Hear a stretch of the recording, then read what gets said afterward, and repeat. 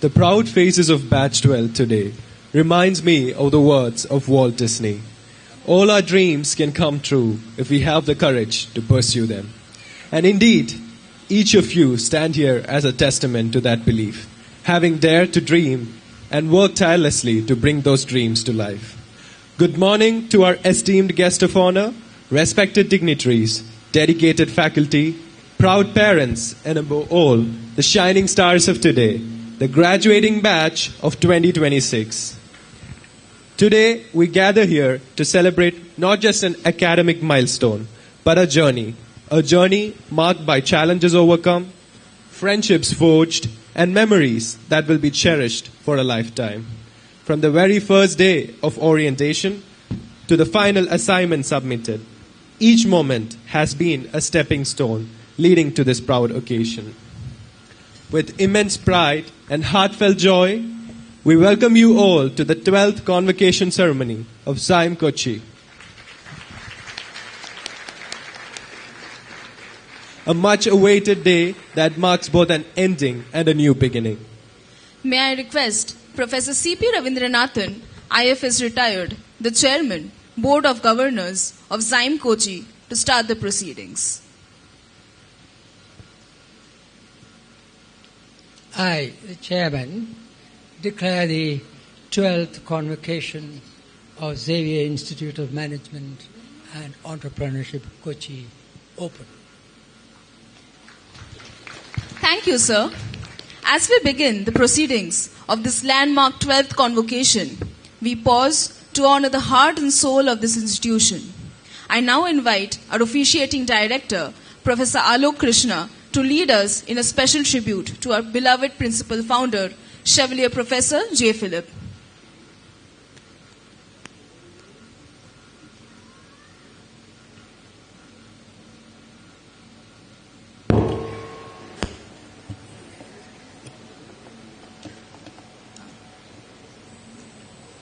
Good morning, everyone.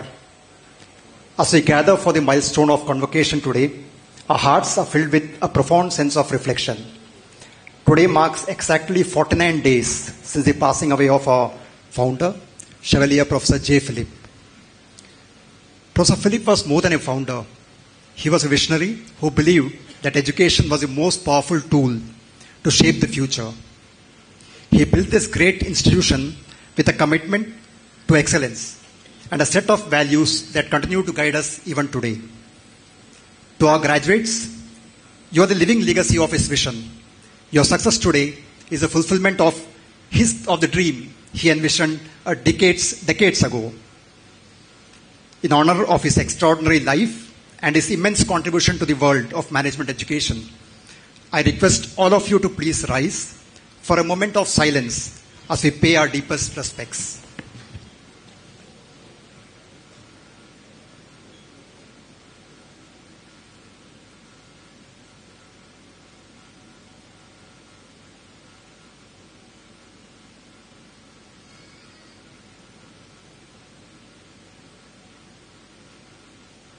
Thank you. Please be seated.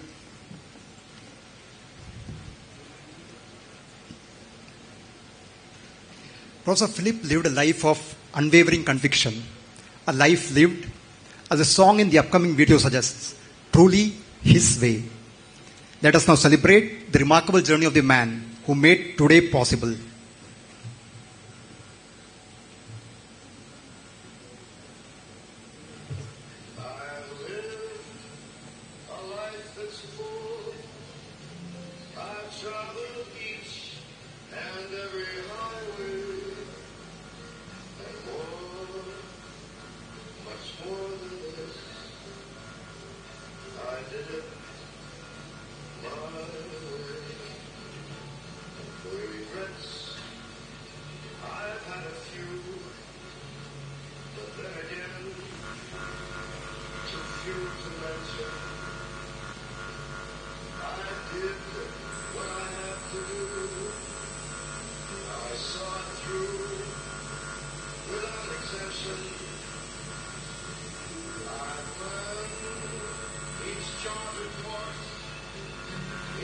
careful step along the highway, and much more than this, I did it my way. Yes, there were times I'm sure you knew when I bit off more than I could chew, and through it all, never stopped. I ate it up and spit it out. I faked it all, and I stood tall, and did it my way. I've loved, I've laughed and cried. I had my fill, my share of losing. And now, as tears subside, I find it all so amusing to think I did all that. Very satisfying run. It's a long, long run. But looking back, it's a very, very satisfying run. I think I had done certain things for the good of the country, for the good of the youth of India, for the good of the cause of education. The most exciting thing that happened to me was the founding of XIME. That was the most satisfying thing. Very dear to my heart. It was very dear to my heart because it was the advice, plea of my late daughter, Maria. She was the one who asked me a week before she died that I must found a business school after my term with IIM Bangalore. And then I say, I just shy away. Oh no, not me. I did it. For what is a man? What has he got? If not himself, then he has none. He was always saying, he was always inspiring all of us, so we are handing over the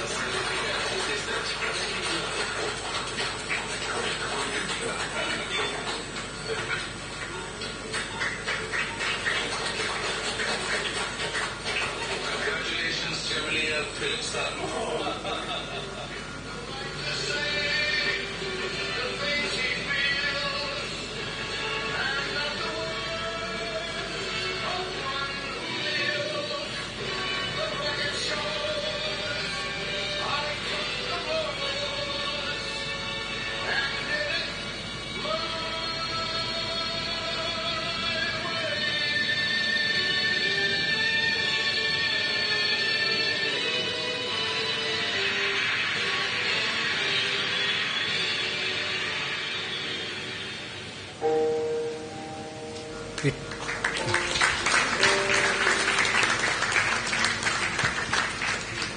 May his vision continue to light our path.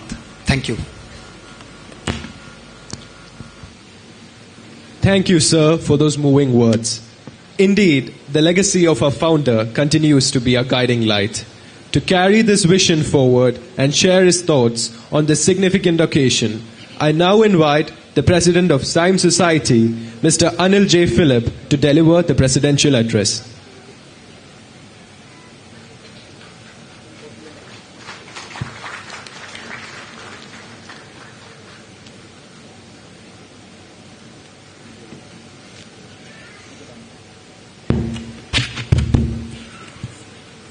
Good morning, everyone.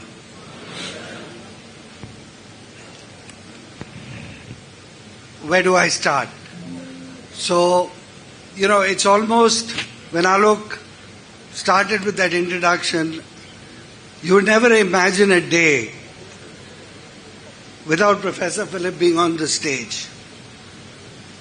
But we see that today. But thank you, Alok, for playing that tribute. Let me start by welcoming our chief guest, Mr. Chaco M. Jose. He's the Executive Director of and the Head of the Cochin Refinery of BPCL.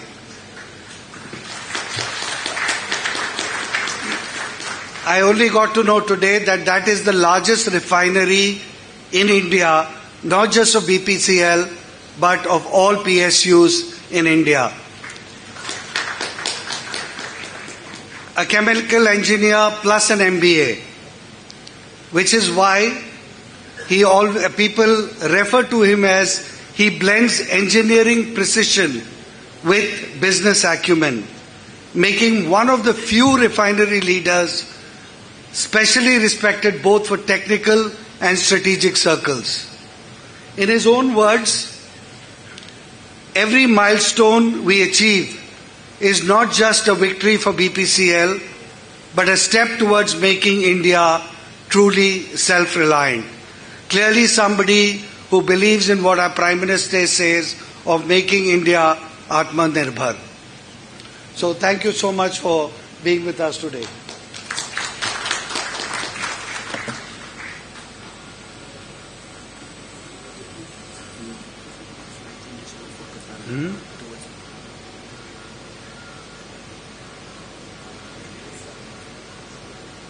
That is where the laptop is.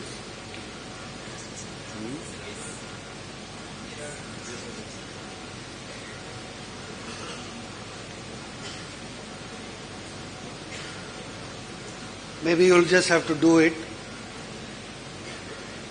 Next slide. Now I would like to welcome all our faculty.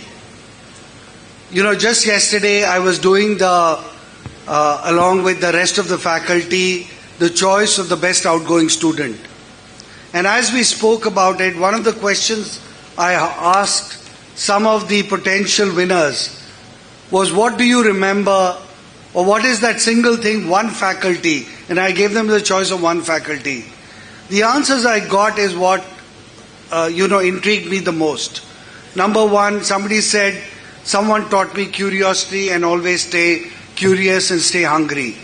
Another faculty actually said, helped him change his choice of career. A third, never give up. So I think in the right words of Henry Adams, a teacher affects eternity. So faculty, thank you so much for your role that you played. Welcome for today. I don't think you need a welcome, but still say welcome today for the role that you played in their lives. Sometimes they may have cursed you, but I'm sure some years from now they'll say they taught me this and I'm still holding steady because of that. A warm welcome to the family. And I know when I spoke to some students yesterday, somebody said their parents are coming from Ranchi, far away places. And I see the hall full. I see the hall totally full here, with parents right at the back. If I go back to early years, the hall used to be half empty or half full, if I had to be positive. Today I see the hall totally full, thanks to the number of parents, siblings, etc. who've come from far and near. Now, the most important thing is that, you let them to come to Kerala, wherever you are, maybe some from just Kochi, but somebody from far away, maybe from even Jammu, believing it that they will find a new part of India, they will understand India more, but giving them that confidence that you need to develop yourself. You gave them the confidence they need, you believed in them. So, graduating batch, I would ask you to stand up and please give a round of applause to your parents, your siblings, and everyone who supported you.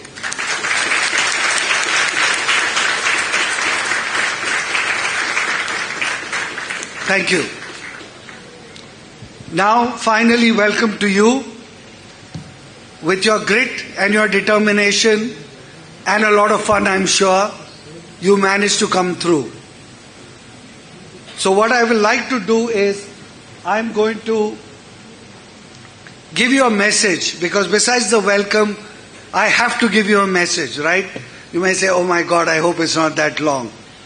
But hopefully these 7 messages that I'm trying to put in. And even if you pick up one of them, two of them, or all of them, it will help you probably take you better in your life ahead. I call this the CEO of you. Why the CEO of you? Because before you become a C level, you need to manage yourself. You need to be a CEO of yourself. The first one is decisions shape destiny.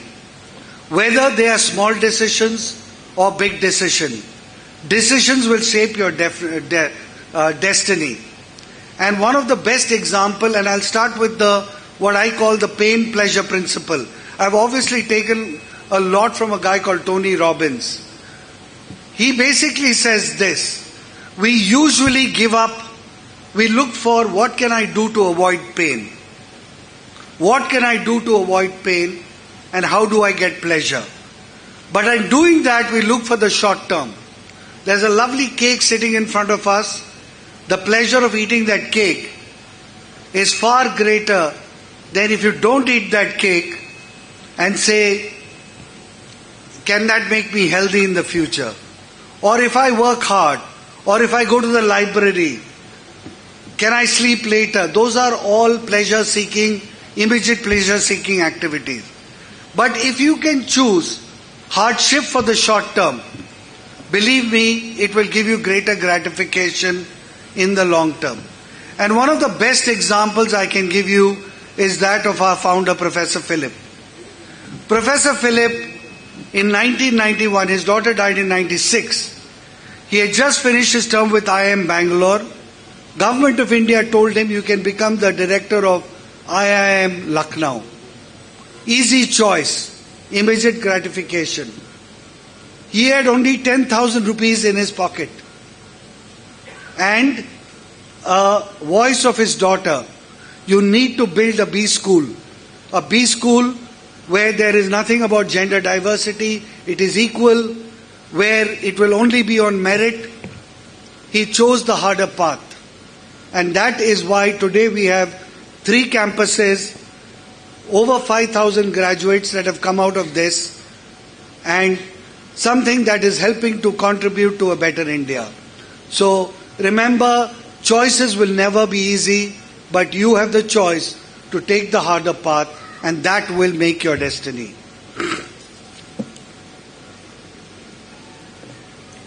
The second is raise your standards. You can choose to go for a mediocre standard, you can choose to go for a middle standard, you can choose to go for a higher standard. What is the standard you will choose? When you choose your standard, choose a standard that is the highest. Be the Sachin Tendulkar, be the Virat Kohli. Choose that highest standard of practice, giving it more, and only then can you. So there is a must and there is a should. When you take a must, you will achieve to that must. I must achieve that high standard. If you do should, you can make a compromise. So always go to the must when you are choosing your standard. The next one is a filter. Do you believe in yourself? Do you believe in yourself that you can do something more? If you do not believe in yourself, you will stop, you will withhold yourself. If you believe in yourself, you can take yourself to unparalleled levels. Again, going back to one of the students I met, he was just above 5 or 5.5 CGPA. Usually when you look at your first term CGPA, you think yourself, I'm going to be a 5, 5.5, 6 CGPA. But this young man, I think it was a young man, said, I am going to raise not just my standard, but I believe I am capable of much more than that. He ended up with a CGPA of greater than 7. Had he not believed in himself, that would never have become a reality. Or take Greta Thunberg, that youngster. Can you believe that a youngster of her age can stand up to world leaders and stay? The only reason she could do that is because she believed in herself. So remember, beliefs make reality. Life doesn't change when circumstances change. It changes when your beliefs change. Shift your belief, you will shift your reality. The next is your needs. Everyone remember Maslow's hierarchy of needs? Yes? Already forgotten. Class is over, let me forget it. Similarly, there is another concept of needs. It says you're looking for certainty, variety, significance, connection, then there is growth and contribution. When you pass out of here, what is the thing you may look for? Certainty. Can I get a job? Can I get an X salary? Can I take care of my needs? But after some time, that certainty is not what you look for. You look for variety. Something that will make your work challenging. Then, are people recognizing me for the work I do? Can I connect with the world around me? And finally, can I grow myself? And most importantly, can I contribute back to society? Just like, say, our founder, Professor Philip, contributed to society. So that is the choice you'll have to make. Remember that these needs can govern you. But if these needs can help you make your choices better, you will thrive. So remember to find the power of why. Why will help you take you forward. So remember the power of the why. Something that I really love is empowering and disempowering emotions.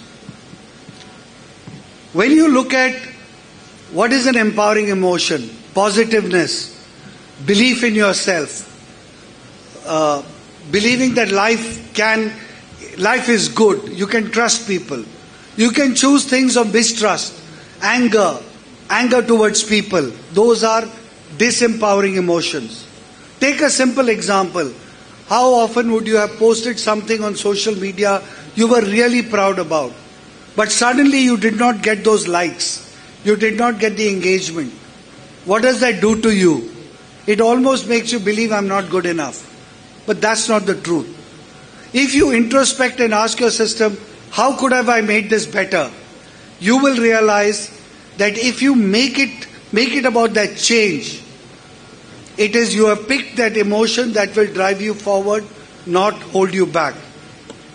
So remember, you can't always control what happens, but you can choose which emotion powers you and which emotion holds you back.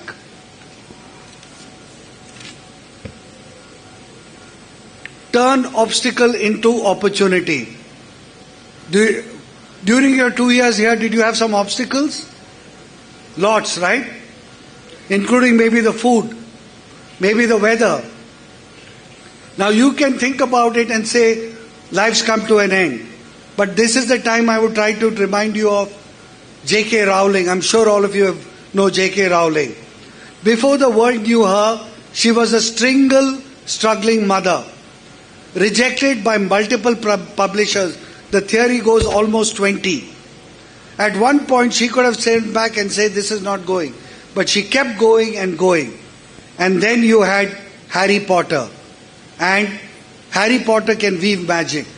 Remember, if you believe that an obstacle is a turning point, not the end of the road, you can weave magic. So shift that obstacle not as a dead end, but as a turning point.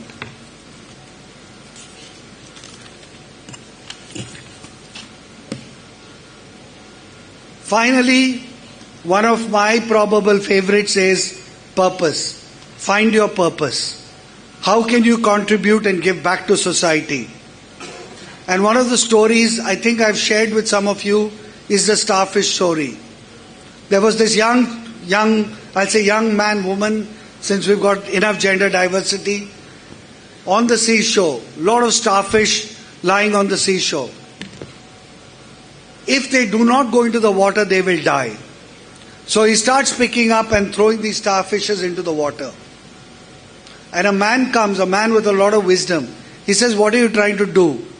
He says, I'm trying to make a difference. I'm trying to save a starfish. But there are so many starfish. You can't do much. So he picks up one more and throws it in and he says, I made a difference to that. Make your life similar to that. Whatever contribution you can make to the world, make that. And over time, that will multitude. Pay forward, pay ahead, pay together. Believe me, the contribution that each of you can make will create real impact. And that is again what Professor Philip did when he created XIME. So in summary, these are the 7 that we went through. If you can pick one of them, 2 of them, or all 7, it can awaken the sleeping giant, the half-awoken giant, or the already awake giant can be pushed forward. I request you to try to make this part of some of your mantras of your life, because that will give you success, not just success but happiness. Thank you so much. And as we say goodbye to your home of 2 years, I wish you the best. Godspeed. Thank you. From becoming a CEO of our lives to becoming contributors to the society and leaving a legacy. Thank you so much, Anil sir. I request Chairman Professor C.P. Ravindranathan, IFS retired, to present a bouquet to the guest of honor.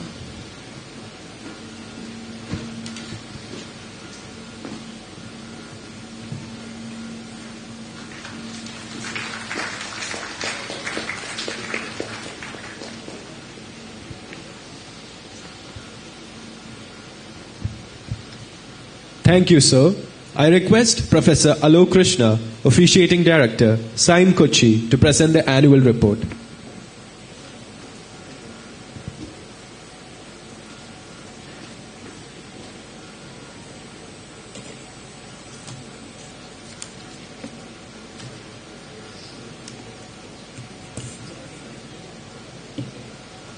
Dignitaries on the dais, faculty colleagues, staff, students, parents, and everybody present here.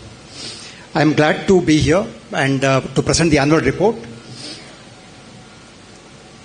So to start off with the batch 12, which is graduating today, we started off with 150 students. And as usual, we had students from across the country, 18 states this batch. But overall in the campus, it's almost 24 states students across the two batches. We had 33% with some work experience. And gender diversity, that's what you can see, 33% female and the balance male. It was the other way, yeah. Yeah, so we start off with the Inspire, the orientation program, where we start off the entire engagement with talking about what is life at campus, what are the rules in the campus, what are the activities that we do. We introduce them to a lot of collaboration activity, networking activities, industry people, and bridge courses so that you are up the curve by the time you start for classes. The progression, if you see, there were 150 students, 147 students were able to graduate to the first year, clear the first year, and right now today we have 144 students getting the diploma, who are eligible to receive the diploma. And this is CGPA distribution. We have 7 and above, 3% of the batch have 7 and above. Between 6 and 7, we have 34% of students. Between 5.27, that is 60% marks, to less than 6, we have 49%. From 5 to 5.27, we have 12%. And there were 3 students who couldn't achieve the minimum requirements to get the diploma. So 5 is the minimum CGPA required to graduate. In terms of placements, again, if you look at it, if you look at the comparison between correlation between placements and the CGPA, 7 and above, 80% of them got placed. 5.27 and 7, we had 72% of them getting placed. Between 5 and 5.27, we had 41% getting placed, and below 5, obviously, they were not eligible to be in placement, so that's 0%. And this is on yesterday's date. And we are really happy to say that we are 98 students of our batch have already got placed. By today, this is the largest number ever in terms of the absolute number of people getting placed. And I think kudos to the students who have really achieved this number. And we are really confident that things will go positive and everybody should be through by the next till June.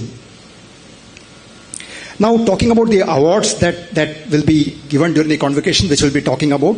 We have a Xavier Prof.J.Philip Award for the Best Outgoing Student which is where there is a diamond ring also sponsored by Sunny Diamonds, and the amount is 75,000 rupees. Whoever is a lucky student should be getting that. And next is the chairman's roll of honor for the highest CGPA in PGDM program, which is 20,000. And then we have XIME president's roll of honor for the second highest CGPA, which is 15,000. We also have specialization based awards of 50,000 each across HR, marketing, operations, analytics, and general management. We also have the George Thomas Kutukapalli Award for Humanitarian Spirit and Service, which again is 50,000. Award for student with the best potential for entrepreneurship. Again, with entrepreneurship in our name, we are looking for students who have really shown potential or have registered a company. That becomes a criteria for getting this award. Then we had the Innovation Award for the best summer internship project. And we also had a new award. I mean, I think this time the awards a lot from inspired by the president with directors and the entire management, where we discussed that we should have more of awards coming up, and that's why this most popular student award. You guys had voted for it, and so you will know the results once we have the next Sony sir talking about the awards. Now, some of the awards that we gave during different Republic Day and Independence Day. Victor Verghese, I'll call out the names because I'm sure the parents will be very proud to know that the awards had got these awards. Victor Verghese, Govind S. Nair, Abdul Barkat, Swapnil Rakesh Patel, Alka, Sanjana, Pritam, Albin, Saurabh, Regin, Harsh, Krishnendu, Vaishak, Harshdeep, Alex, Shruti, Joel, Asmita, Vijit, Rutik, Ayush, Swati, Krishnakant, Regin, and Sundara Pandian.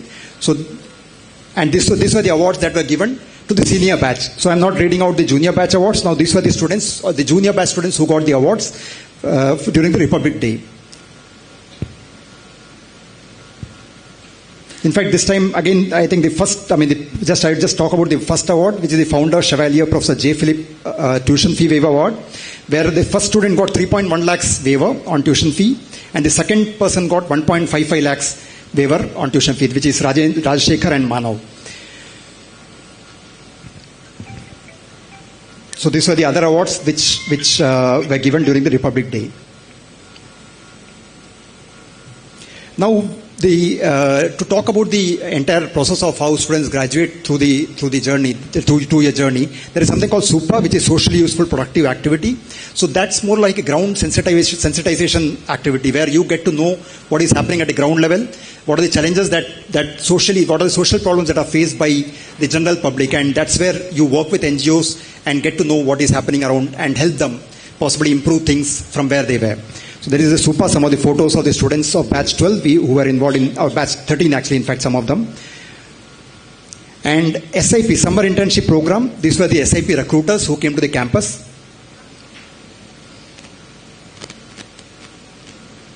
We also have collaboration with NUCB Japan, Audencia Business School again in Australia, in France.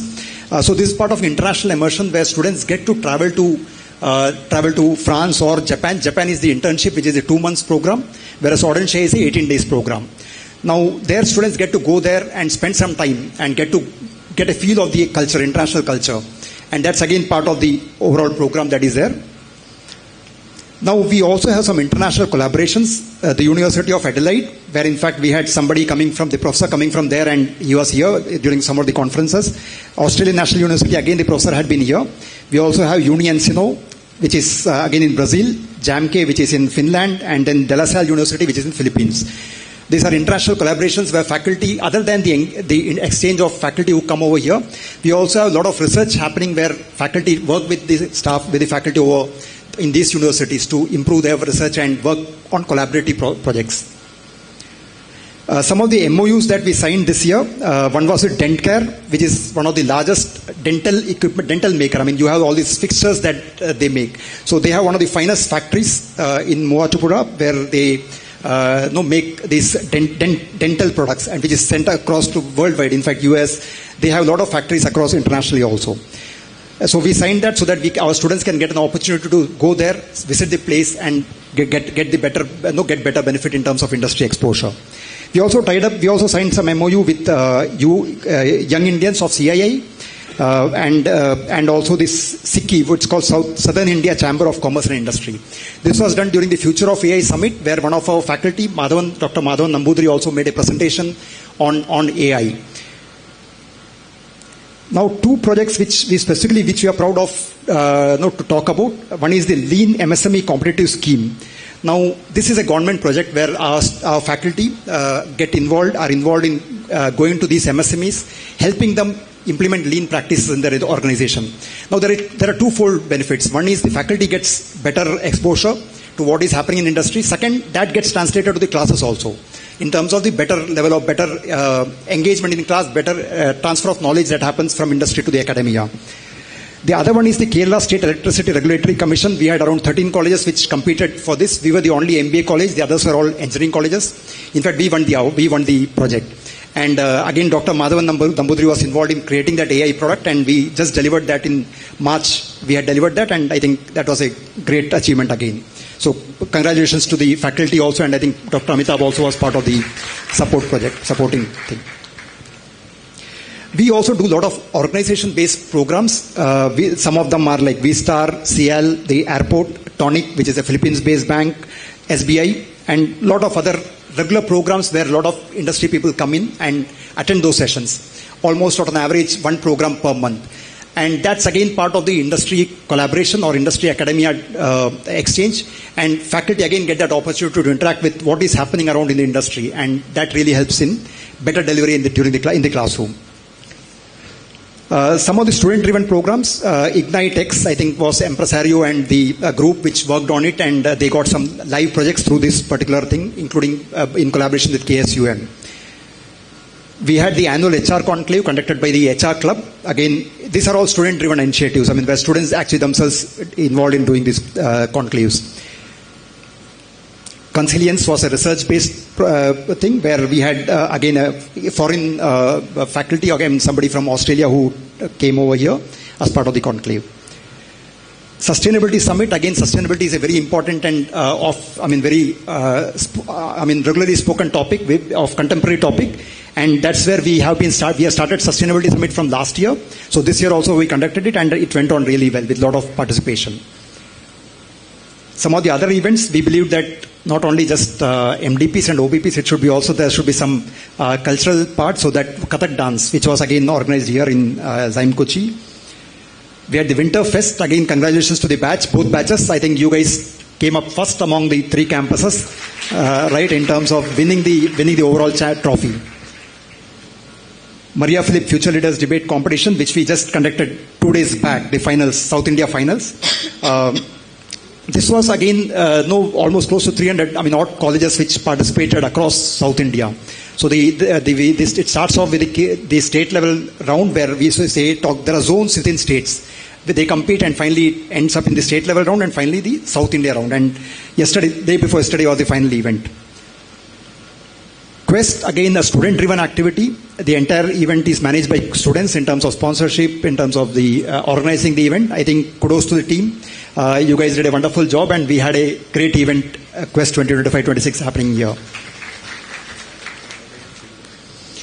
Faculty participation in external events and publications. The entire detailed list is given in the annual report. Close to 30 publications and conferences which have been where faculty have participated and published in leading journals.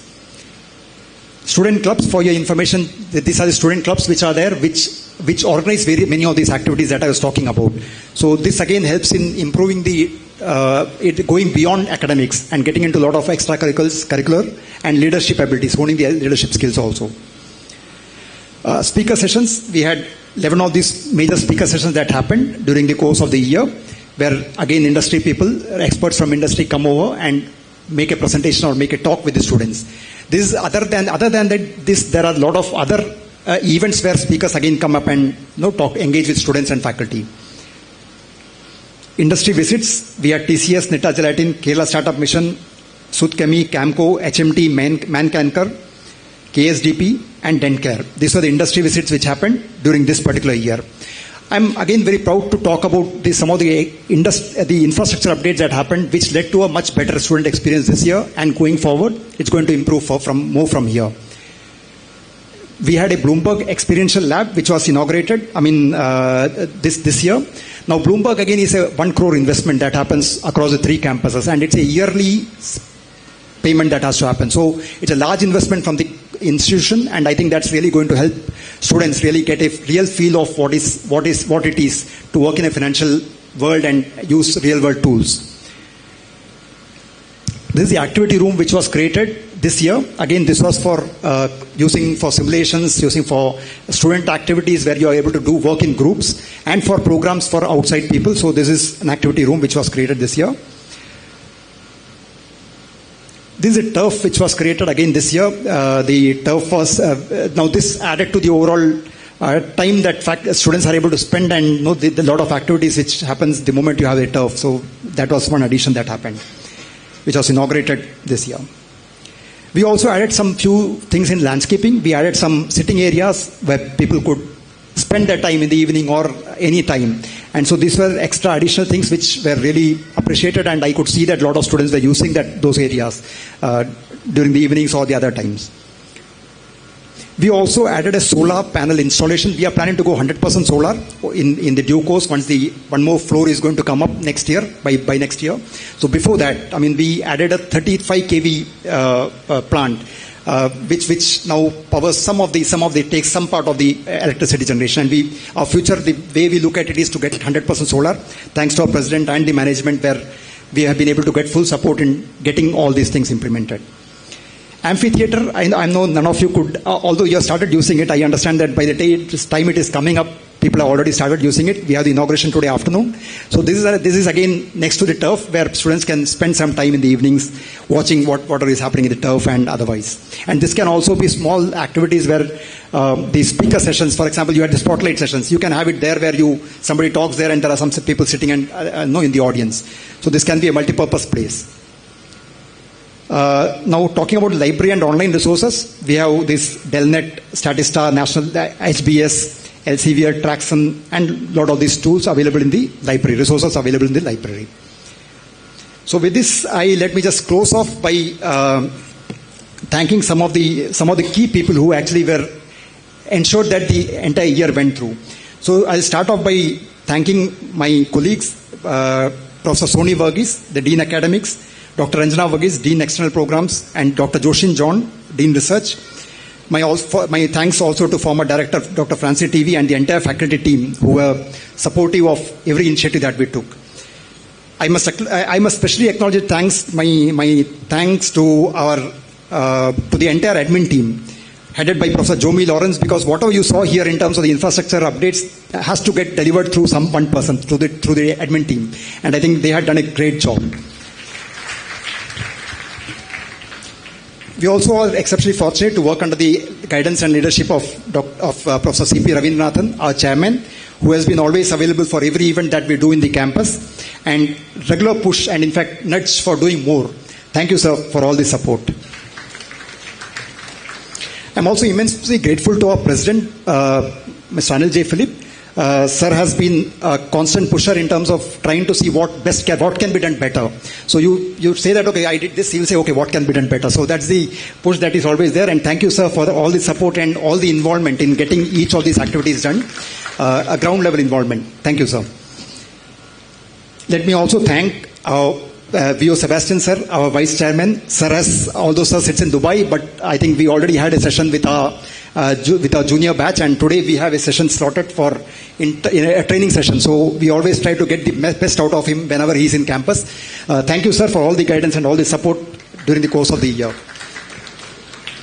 My special appreciation to my team, which is the Director's Office managed by Demi and Seema ma'am, who is the Dean's Office. I know that's the operational part which helps in ensuring that the entire student experience is better.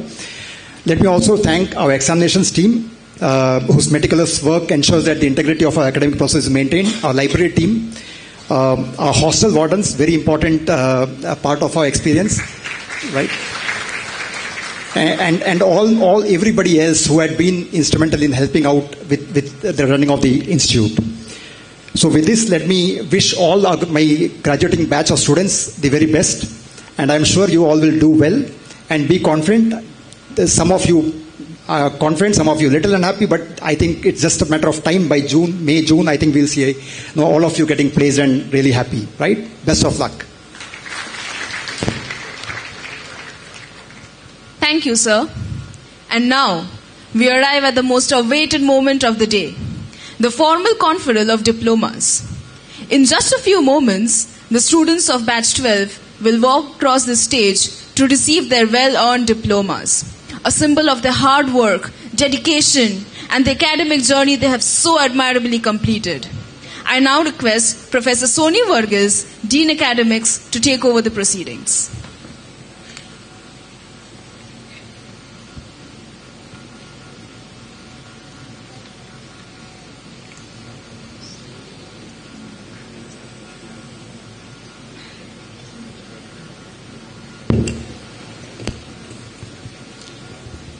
Good morning to all. So we now come to the key event of the convocation. The candidates will individually receive their diploma certificate from the chairman of Board of Governors and then return to their places and remain standing.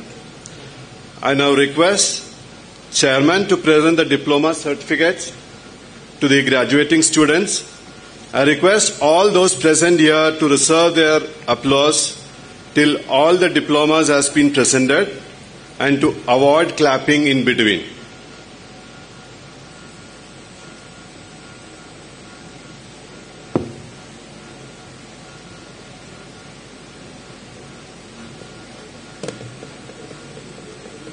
So, Adar Dash.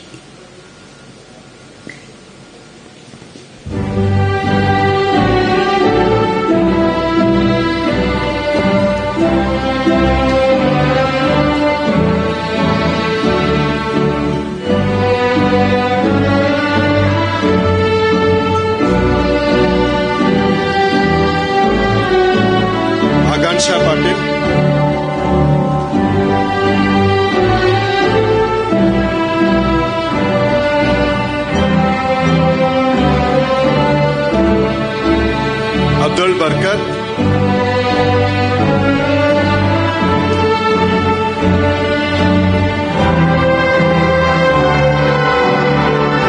Abhay Gopinath,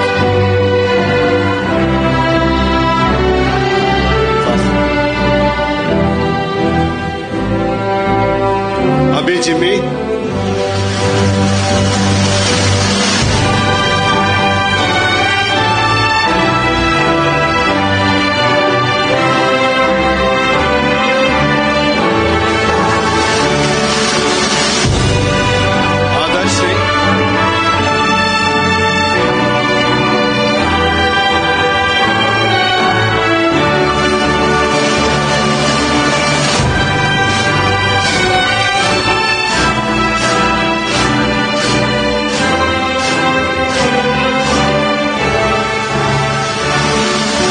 Adim Khan,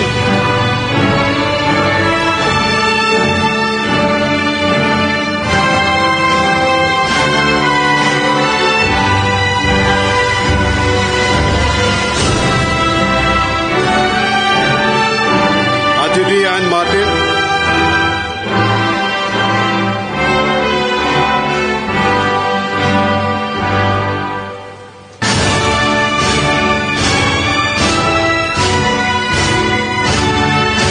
Rajin John,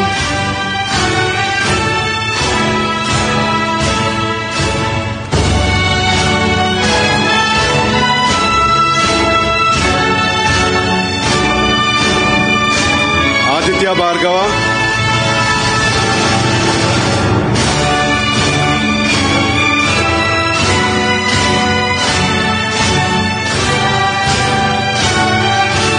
Aditya Jaiswal,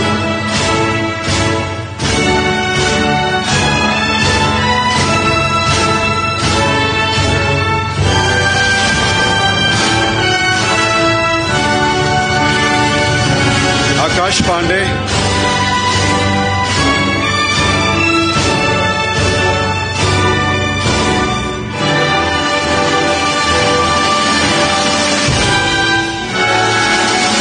Akash SB,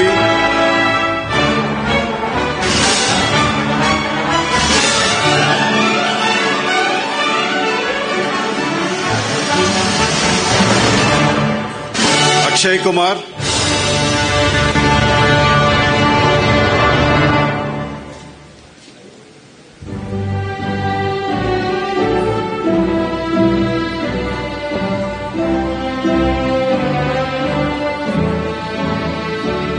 Alex Martin.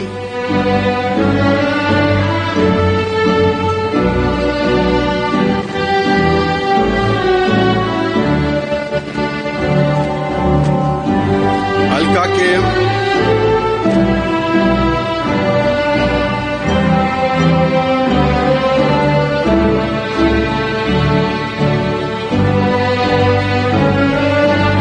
Ambika R.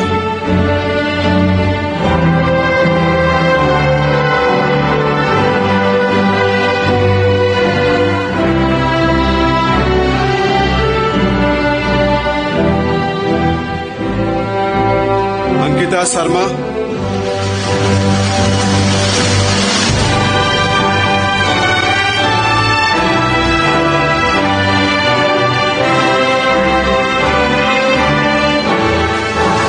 Ankur Verma.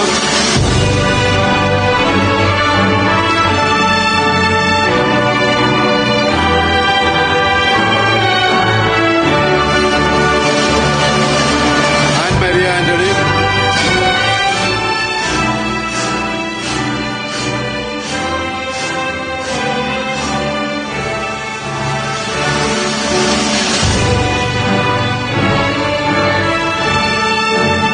Anurag Mohanty.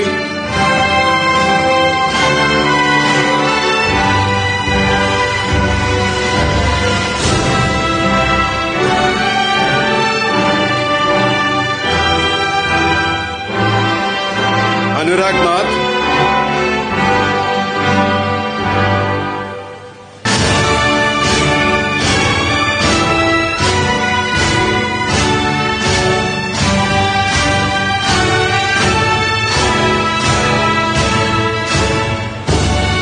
Arjab Barwa.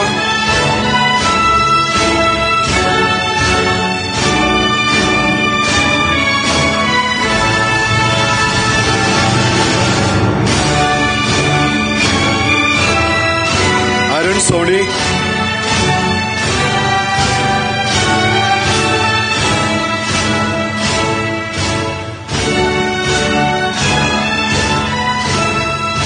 Aryan Bansal.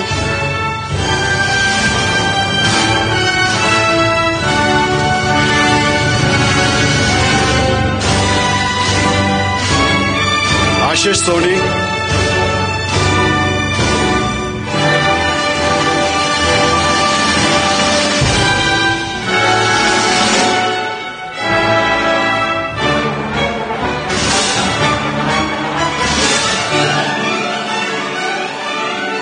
Ayush Debak John.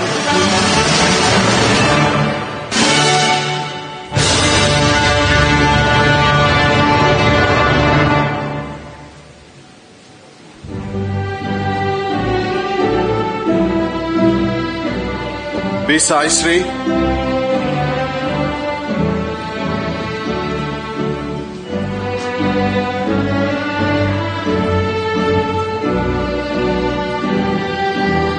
Bharati Kohikar.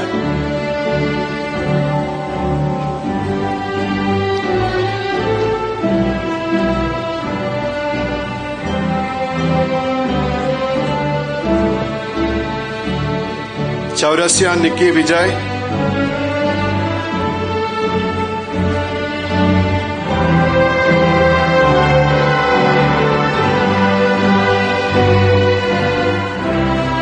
Naina Jacob.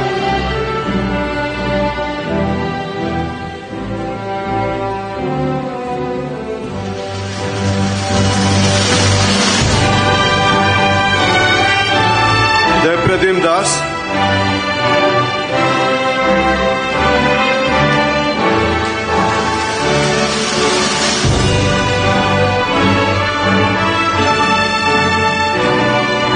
Devika Manoj.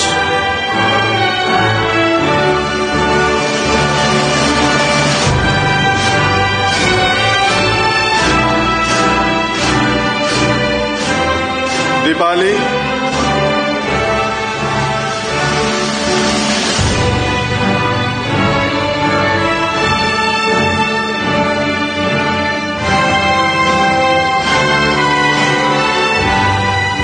Prakasia,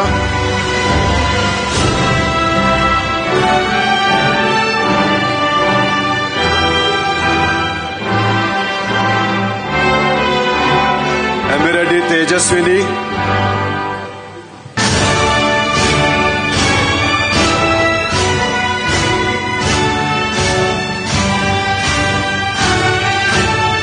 Gayatri Prasannan,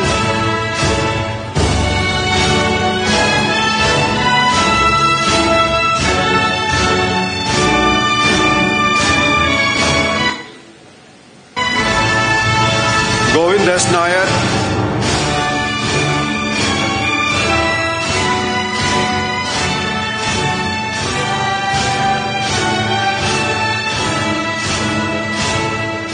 Hafiz Umar,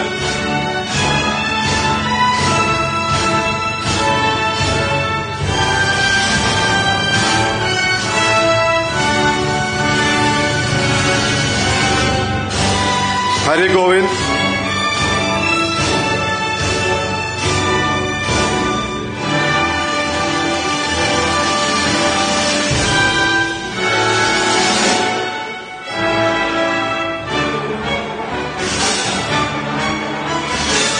Harish Kumar,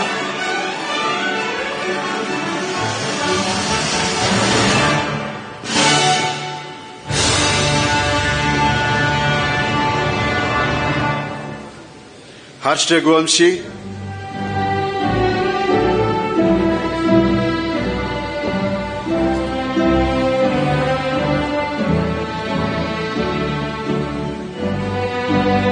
Henna Febin,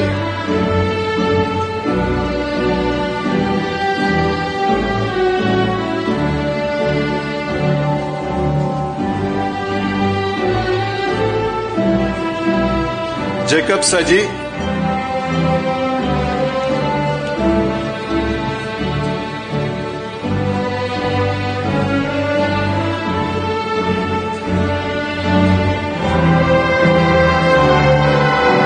Joel P. Binoy,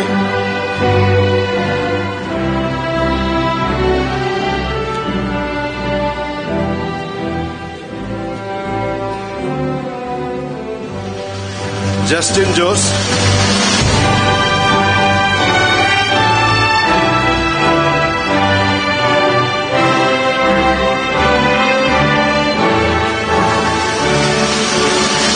Jyoti Bhatt,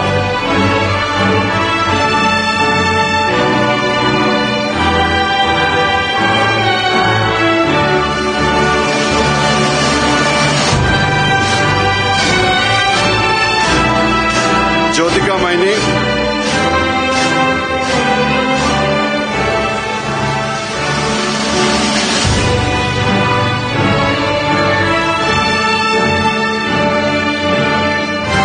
Kirtika,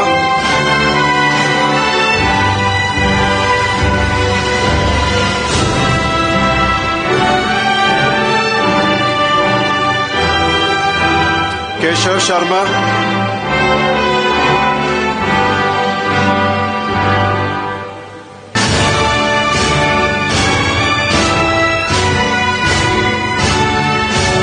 Polo Ashuri,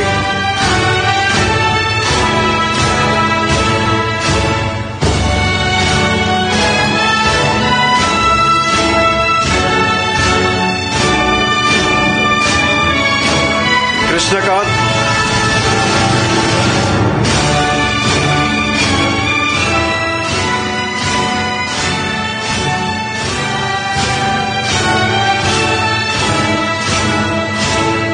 Krishnendra Pillai,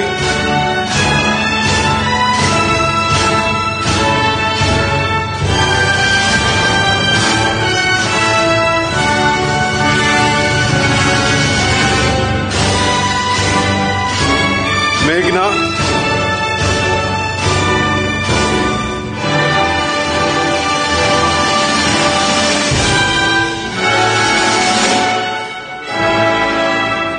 and Ananda Krishna,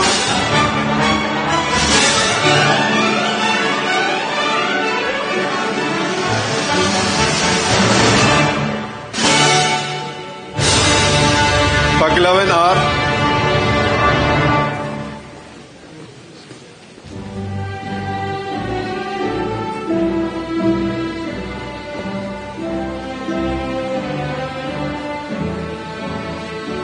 Parvati S. Nair,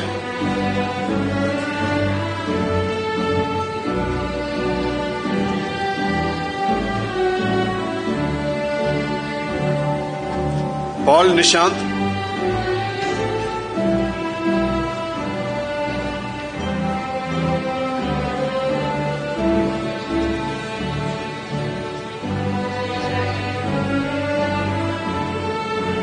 Pavitra M,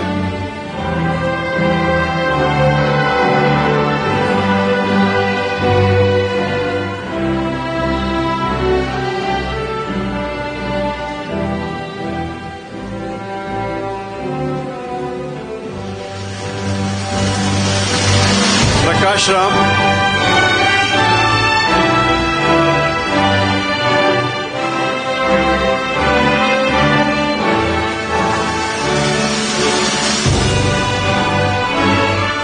Prakhar Agarwal,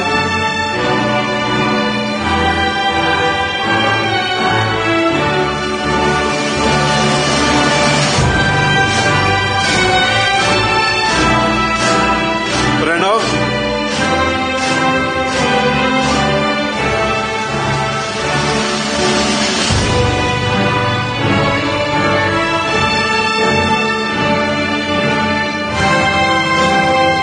Reena Niborkar,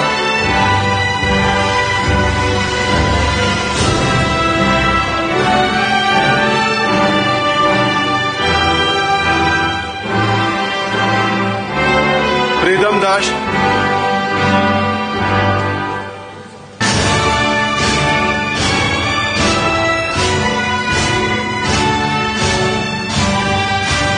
Priya Baral,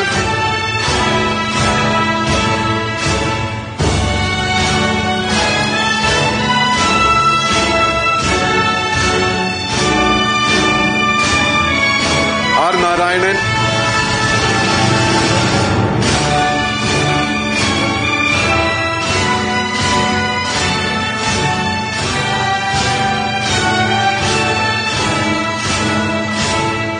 Rajesh Rajendran,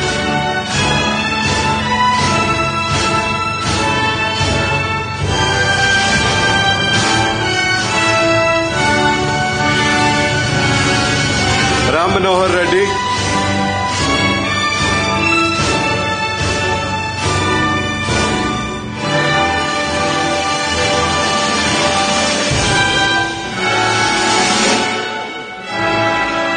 Riya Nambiar,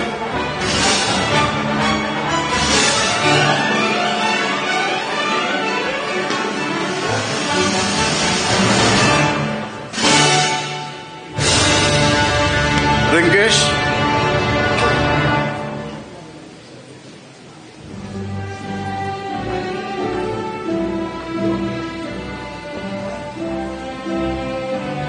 Rose Jose,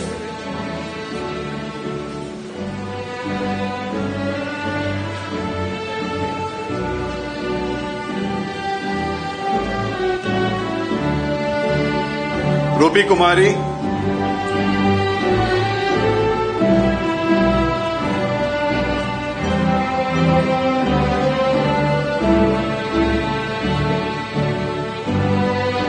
Rutik,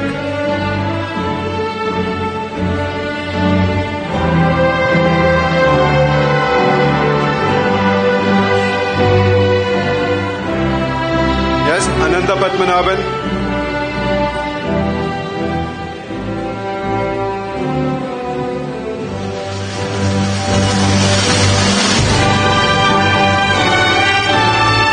Sahasranshu,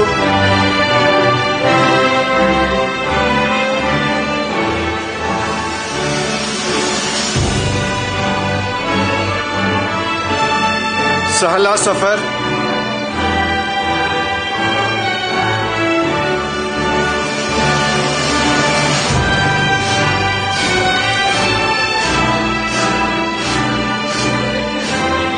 Samriti Patak,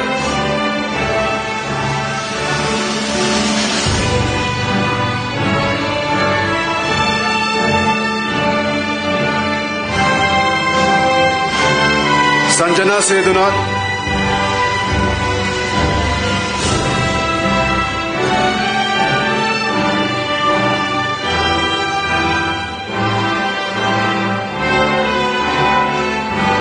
Santosh Reddy,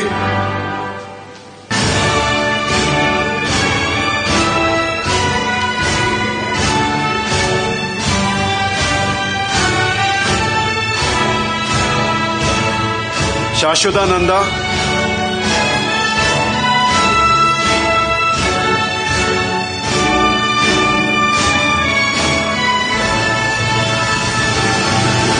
Saurabh Kujur,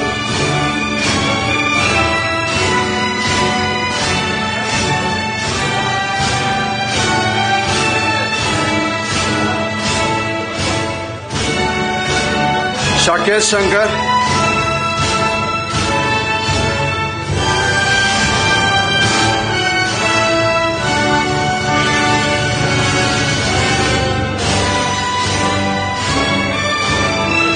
Shabin,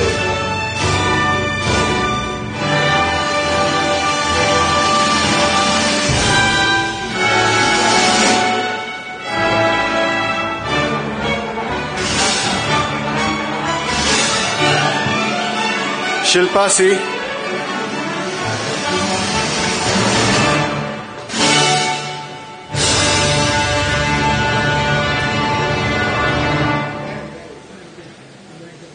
Shinjini,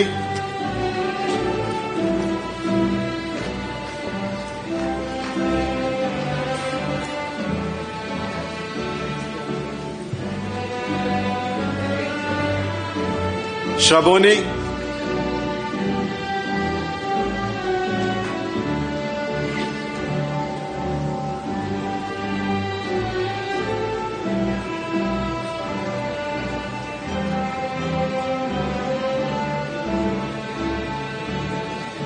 Shreya Srivastava,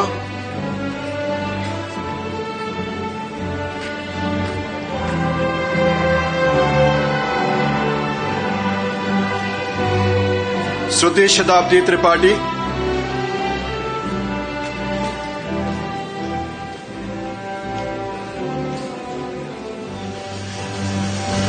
Siddharth Parmar,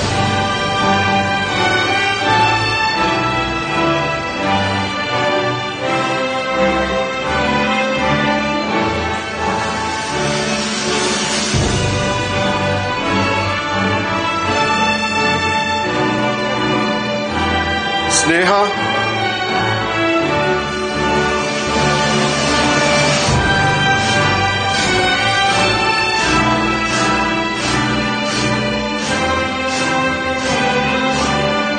Srija Das,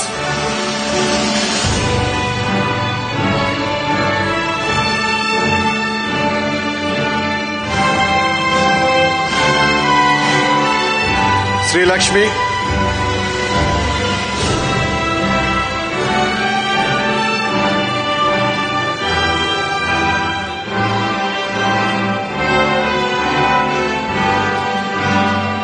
Sri Ram,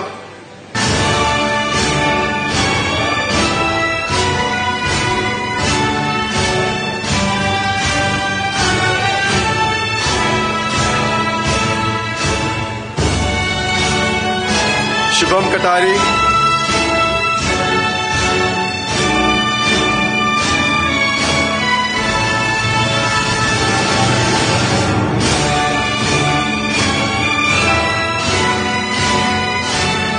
Sudarshan,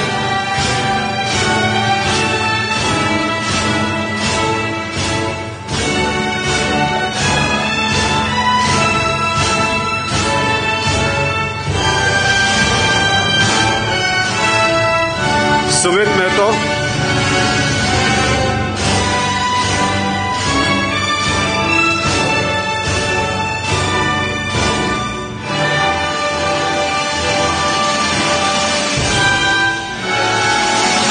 Sundara Pandian,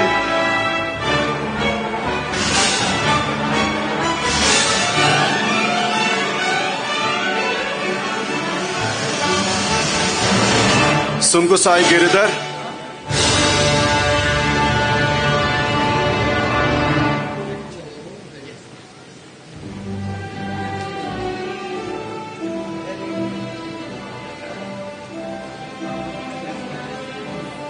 Swagat Mahapatra,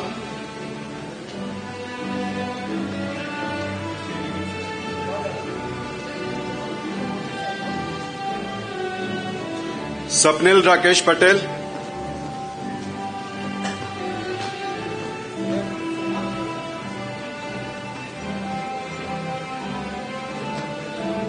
Swati Vinod Ganvir,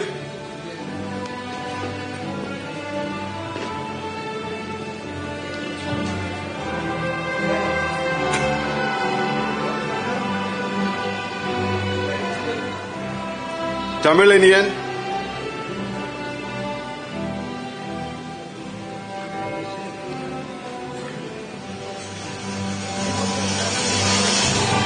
Toby Kunjaria,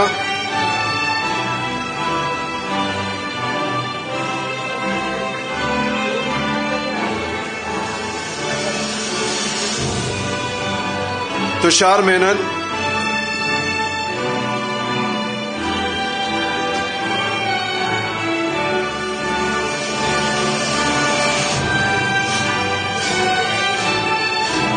Udit Kumar,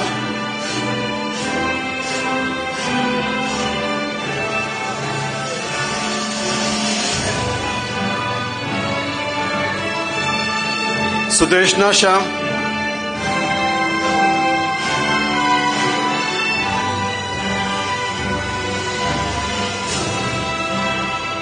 Vageshwari,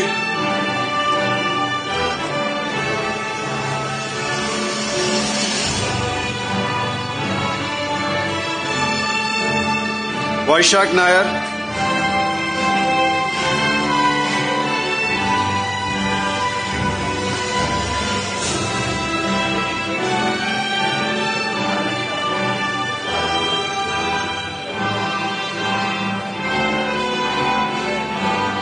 Victor Varghese,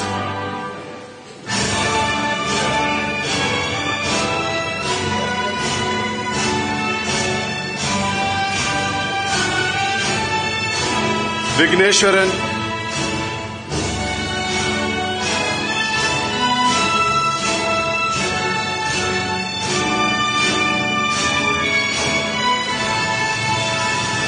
Vijit Sai,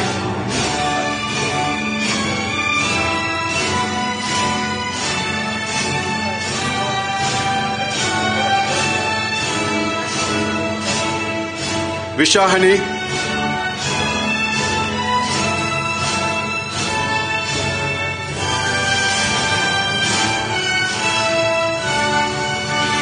Vishal Kumar,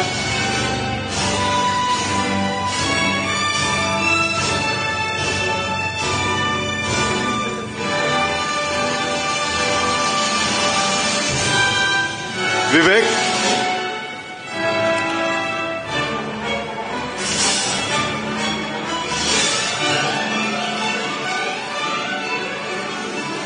Swati,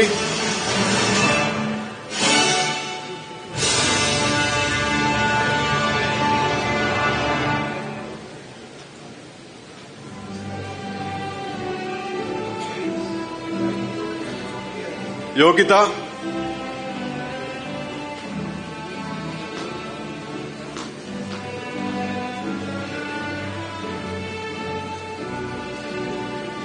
Damini Sharma,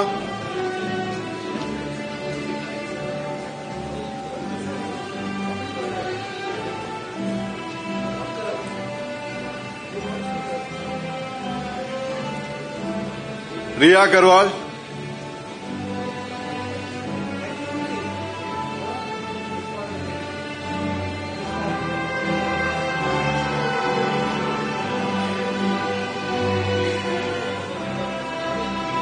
Yash Sunil Falve,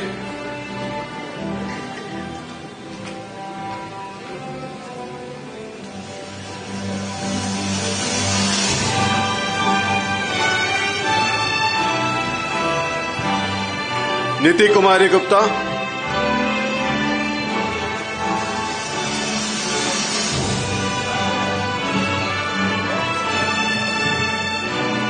Anmol Kumar,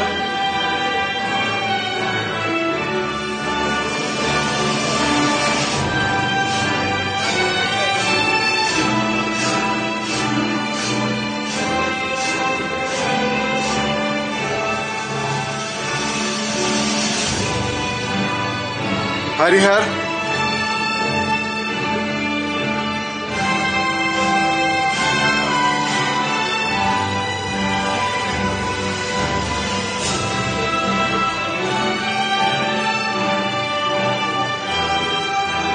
Albin,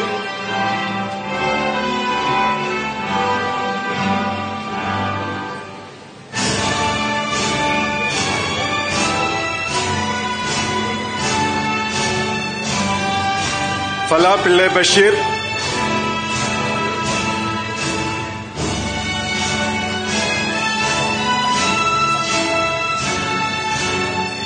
Arvind C,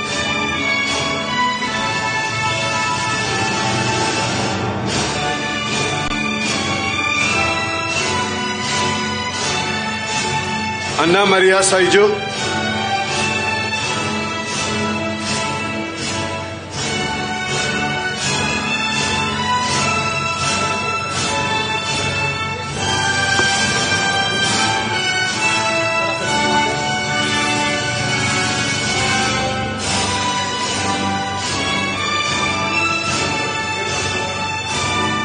Anvin Jose,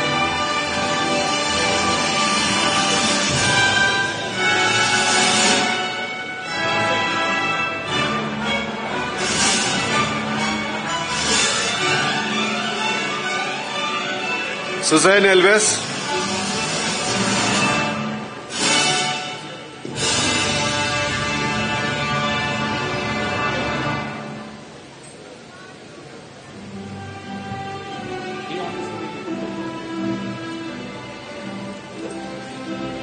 Asmita,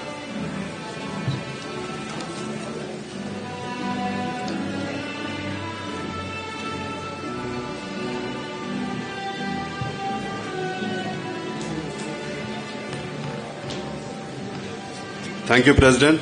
That was the last student to receive the diploma. Now the audience may applaud.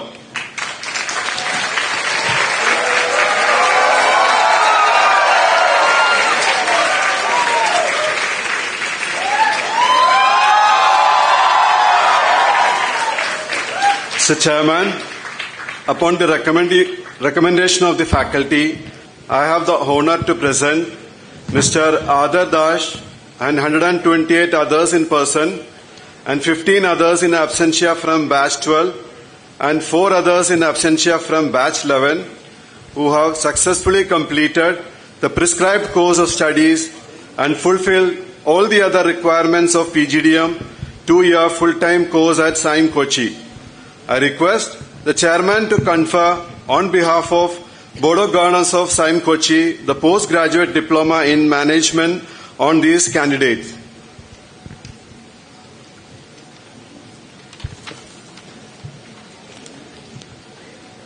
By the authority vested in me as the chairman of the Board of Governors of XIME Kochi, I award you the postgraduate diploma in management, and I charge that by thought, word and deed you prove yourselves worthy of the award.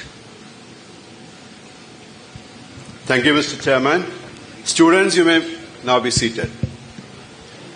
Now, may I request Professor Soni Verghese, Dean Academics, to announce the Excellence Awards. See, before I go into the details of the awards, I would like to express our gratitude to the XIME leadership team for insisting or instituting these awards. And a special thanks to President for scaling this up every year. Why I said so is last year, the total award was close to 1.4 lakhs. This year, it's just been scaled up to close to 3 lakh rupees.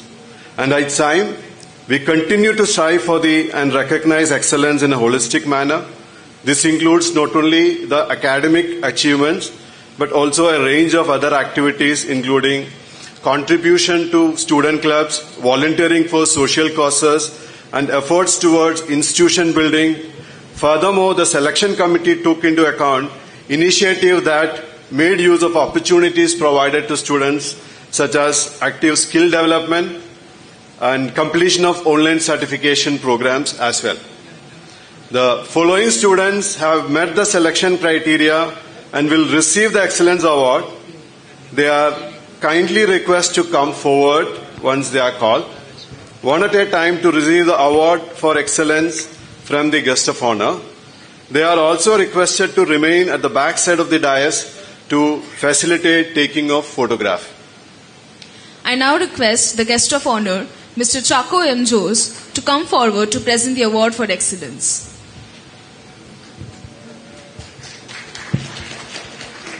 To begin with the first award, Chairman's Roll of Honor for highest CGPA in PGDM program of Batch 12 with a cash prize of rupees 20,000. The award goes to Parvati S. Nair.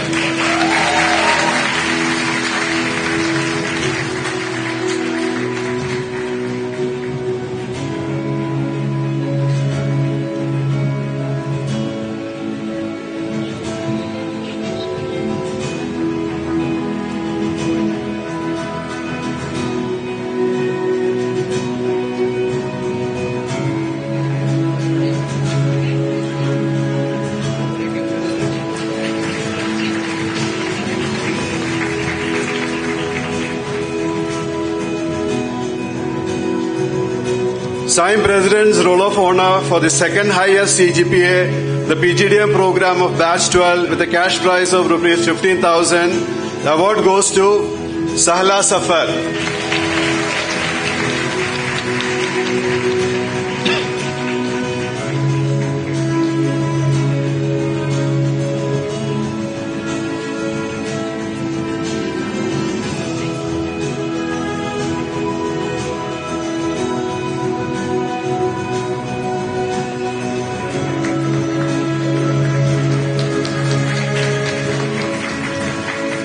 Next is a set of domain-based awards.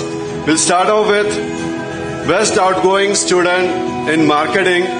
This award being sponsored by Supreme Gold. And the award goes to Victor Varghese. So the criteria are minimum B+ in all electives, the skill development, completion of certificate programs, club participation. See, these all were the criteria based on which this award, the domain-based awards being given to the candidates.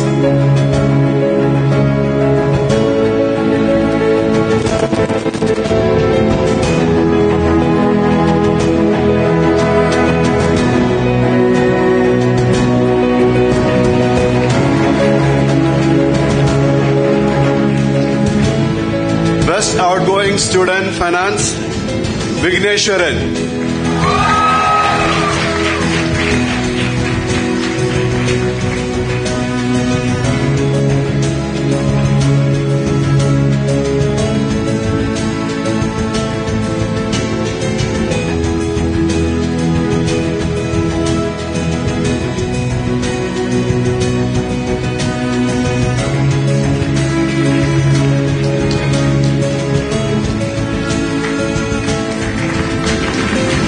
Best Outgoing Student HR, Harsh Raghuvanshi.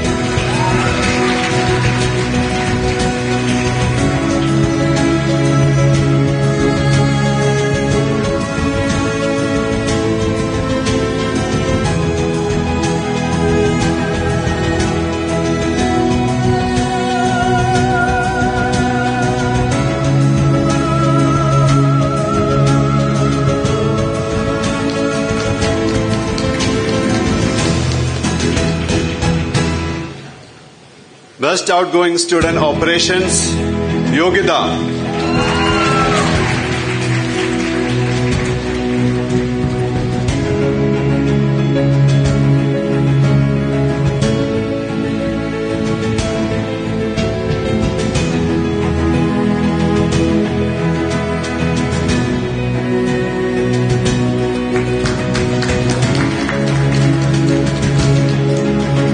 Best Outgoing Student General Management, Sapnil Rakesh Patel.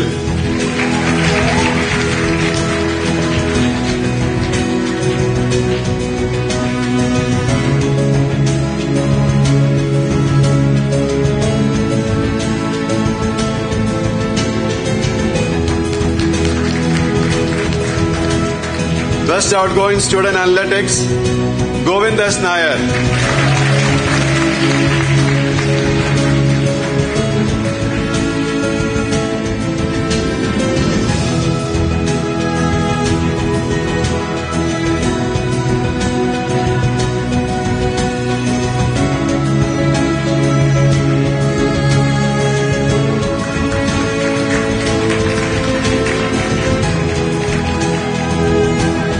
Next is award for the student with best potential for entrepreneurship. Cash prize of rupees 15,000. The award goes to Paglavan. He has recently incorporated RPB Alpha Edge LLP, a fund management company.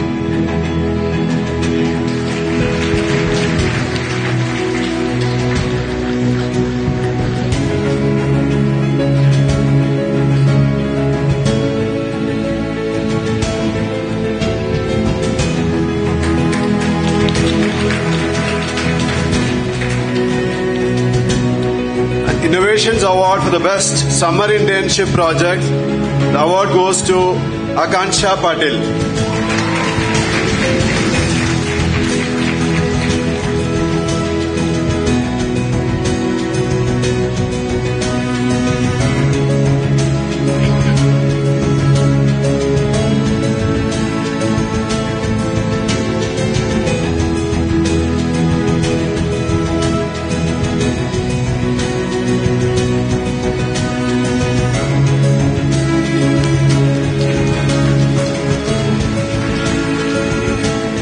Next is Joe Thomas Kottukapalli Memorial Award for Humanitarian Spirit and Service.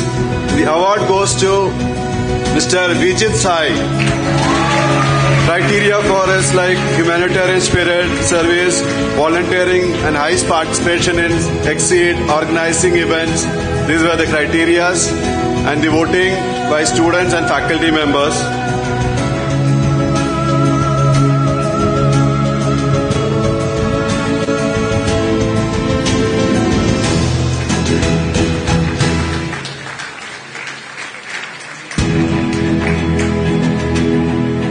Next award is a new addition to this year.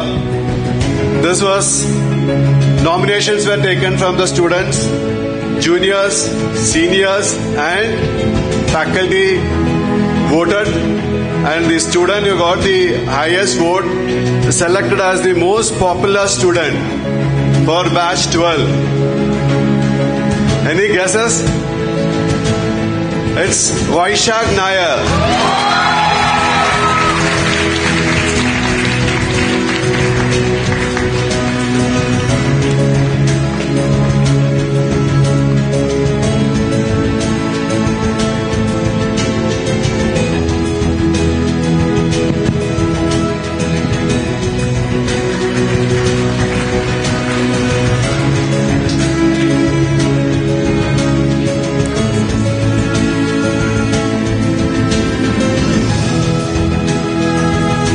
Thank you, Mr. Chaco M. Jose. May I request you to kindly take your seat.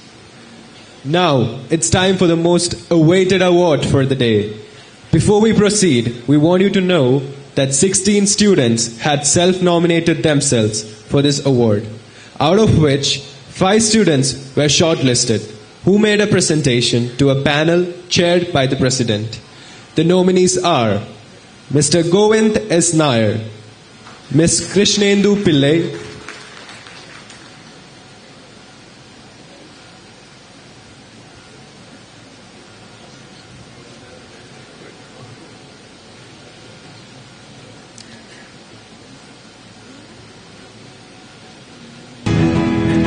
Ms. Sahala Safar, Mr. Swapnil Rakesh Patel, Mr. Victor Vergas.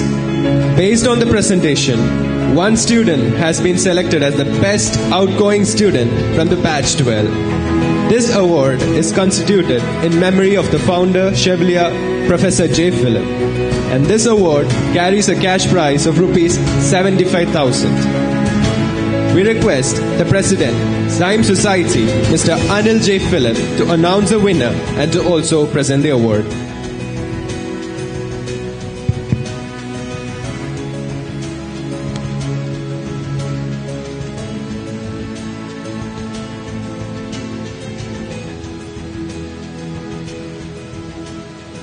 And the winner is,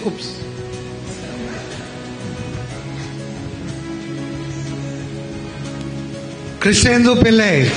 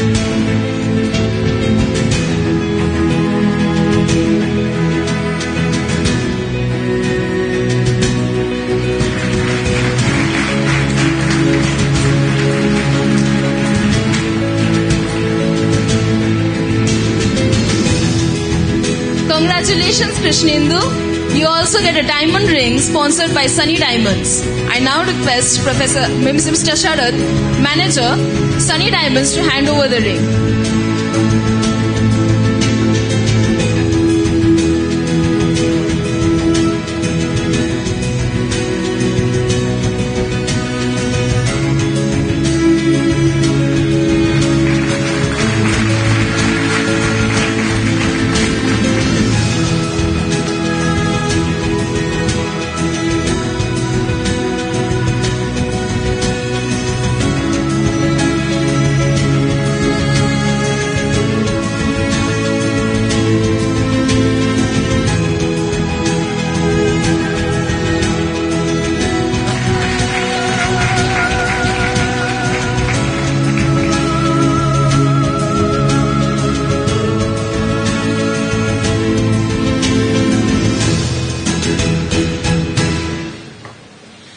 Mr. Sharad.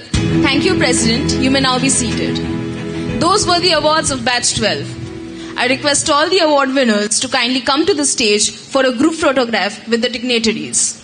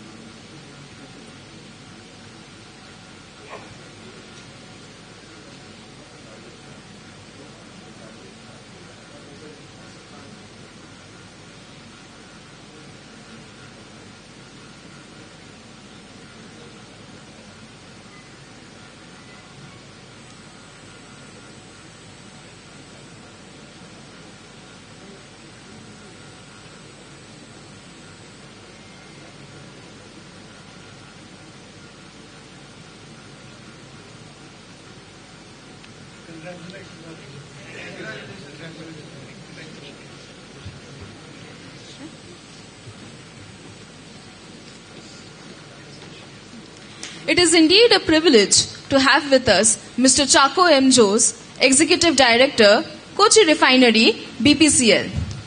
May I now request everyone to put your hands together and extend a warm welcome to our guest of honor, Mr. Chako M. Jose, as he comes forward to deliver the convocation address and share his words of wisdom to the graduating class.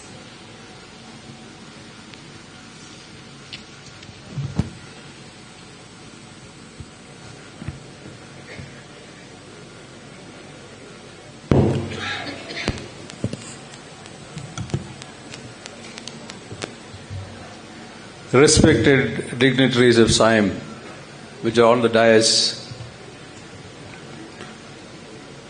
Of the dais, the faculty, I think the proud faculty, so to say, proud parents again of the students who are here, and then the chief guests of the day, so to say, the students who are passing out.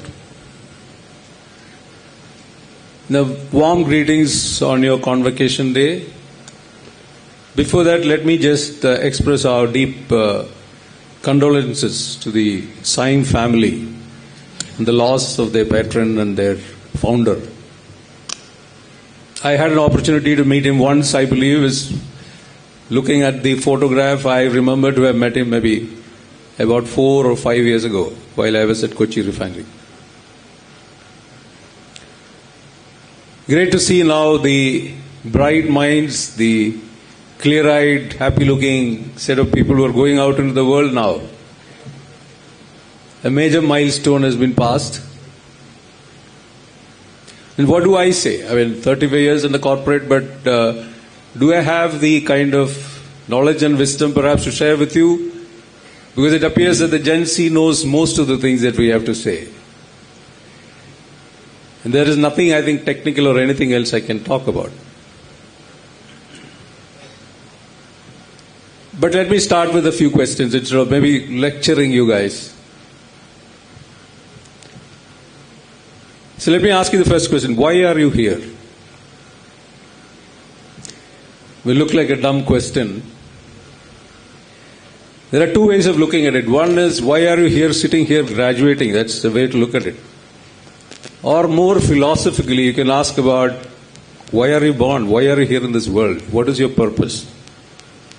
When I was looking through the brochure that was given to me, two things stood out. One was leading with purpose, and then compassion. The message that Professor Philip had on the brochure talked about two things which stuck me. One is about leading with purpose.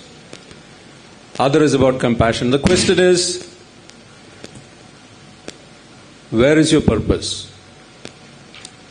What is your purpose? What success looks like to you in each area of your life? Maybe you've thought about it. I don't know. Some of you may have, some of you may not have. Whether it is your health, whether it's your family, whether it's your professional life, what do you think success will look like? That again is what we are calling the purpose, the intent.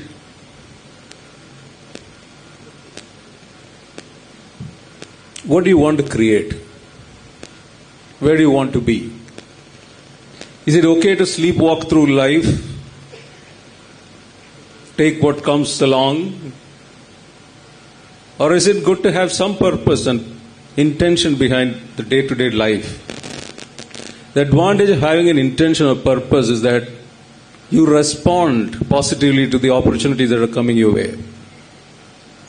Assume that you want to be fit is a purpose.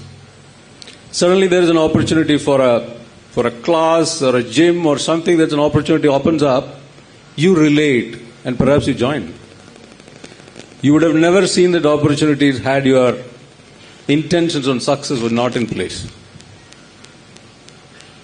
Yeah, there can be many other things, like you want to be a great presenter. An opportunity comes up to make a presentation to someone. If your intention is not right, or your purpose is not there, or you have not even thought about it, you may reject that offer. The intention is extremely important. This brings us to the definition of a learning individual, a learning organization. Who is a learning organization? Who is a learning individual? A learning individual is someone who is continuously enhancing his capacity to create the results he wants to create. A learning organization, again, a group of people who are continuously enhancing their capacity to create the results they want. There are two things here. One is result. What is the result that you want to create? Are you day to day enhancing your capacity to create the results you want to have?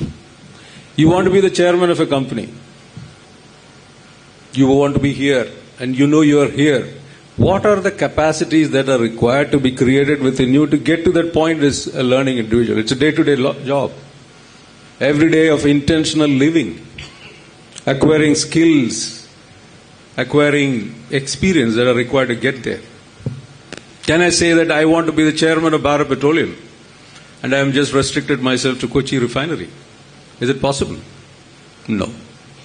So you have to understand what you want really, what success looks like to you, and day to day on an intentional basis, create opportunities to get those skills in place. Even if it's an organization. You want to get into AI, you want to be successful in some other thing. What is the intentionality behind your day-to-day activity that will get you there? Is something that you have to think. Something the organization has to think. So then once you know what success looks like, then the question of who are my stakeholders? How do I get there? How do I get buy-in from people who matter? Yeah? How do I measure my progress on a day-to-day basis? Yes? And then appreciate yourself for even the smallest of things that you achieve. This is within you. This is not outside of you. Because your mind is the biggest thing that you have. It's the most powerful thing that you have, but nobody seems to be using it well.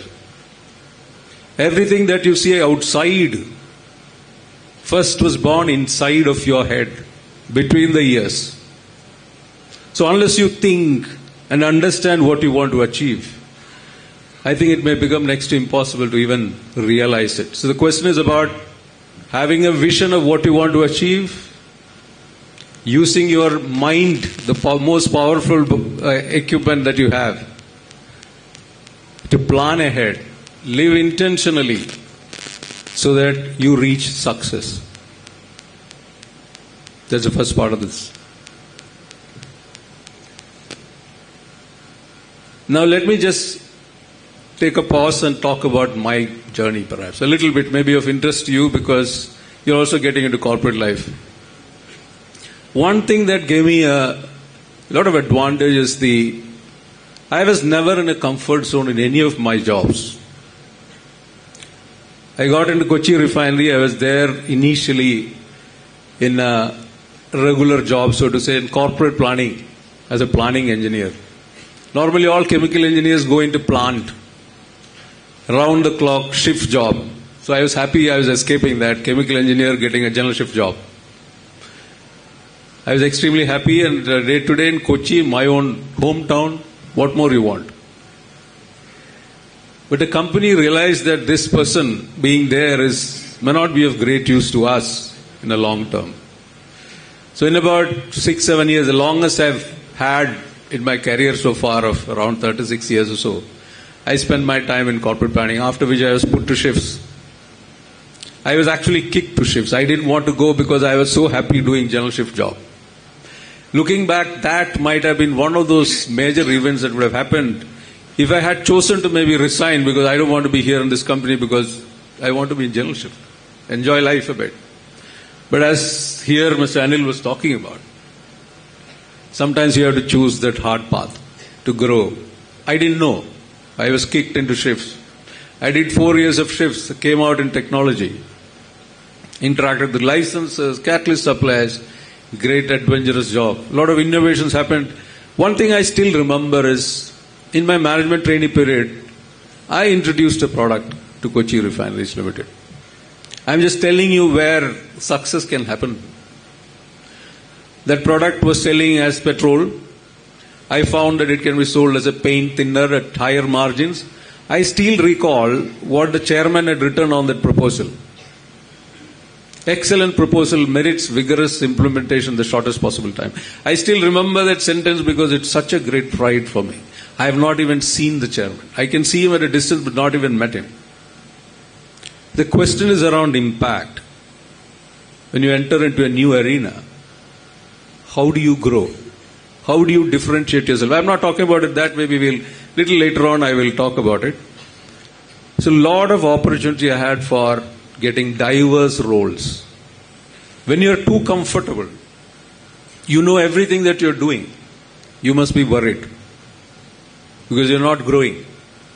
Growth happens only when you challenge your boundary, because everything else is outside the boundary. Unless you enhance, make it bigger, growth never happens.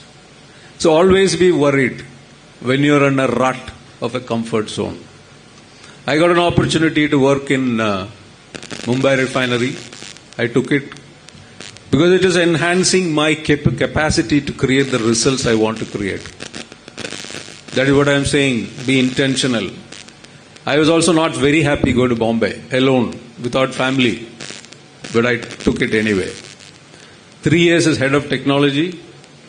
I got again opportunity to come back to Kochi as head of operations. I took it, I came back. Again I got another opportunity to head Bina refinery at Bhopal as head of the refinery. I took that also. So what I am trying to tell you is, diversify your experience. The question is what you want to achieve ultimately. The question is up to you. Where do you want to be? You want to be at the top of an organization where you make all the decisions, you have the power to change people's lives? Or you want to be somewhere down below where you can influence certain people? Wherever you want to be, you have to think through. You have to understand what you want to achieve. So the question is around, if I am standing here today as head of a refinery, it is because of the kind of diverse experiences that I challenge myself to get into. So I am challenging all of you. Have your vision, hold the vision, but understand where you are today, and then acquire all the capacities that are required to get to the dream that you want to go. Now, any organization is built up of people. As a single man, I don't think you can achieve much. And dealing with people is the most complicated thing in the world. It is much complex than machines. Machines are much easier to handle. But people and structures built based on people is extremely difficult to handle.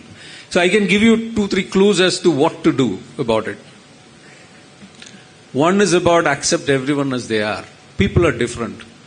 If everyone was like me, the world would have been such a dull place, right? People are different. Everybody comes with their own experience, their own background. You're built up of all of your past experiences that make you today is based on all the experience that I've gone through. I can't complain about it. You are you because of your experience. Accept that in others as well. First thing is to understand everybody has their right to say what they say based on the experience they're saying. Question is when everything is going fine, it's all good. But when things are not going fine, you take the time to understand why he's saying what he's saying. He feels that way, it's emotional. Why is he saying what he's saying? There might be some experience that it is not that he doesn't like you, perhaps he doesn't like you, that's a separate question. But why this fellow is saying what he's saying, you need to understand, get to the bottom of it. So accept people. Diversity is the core of innovation and everything.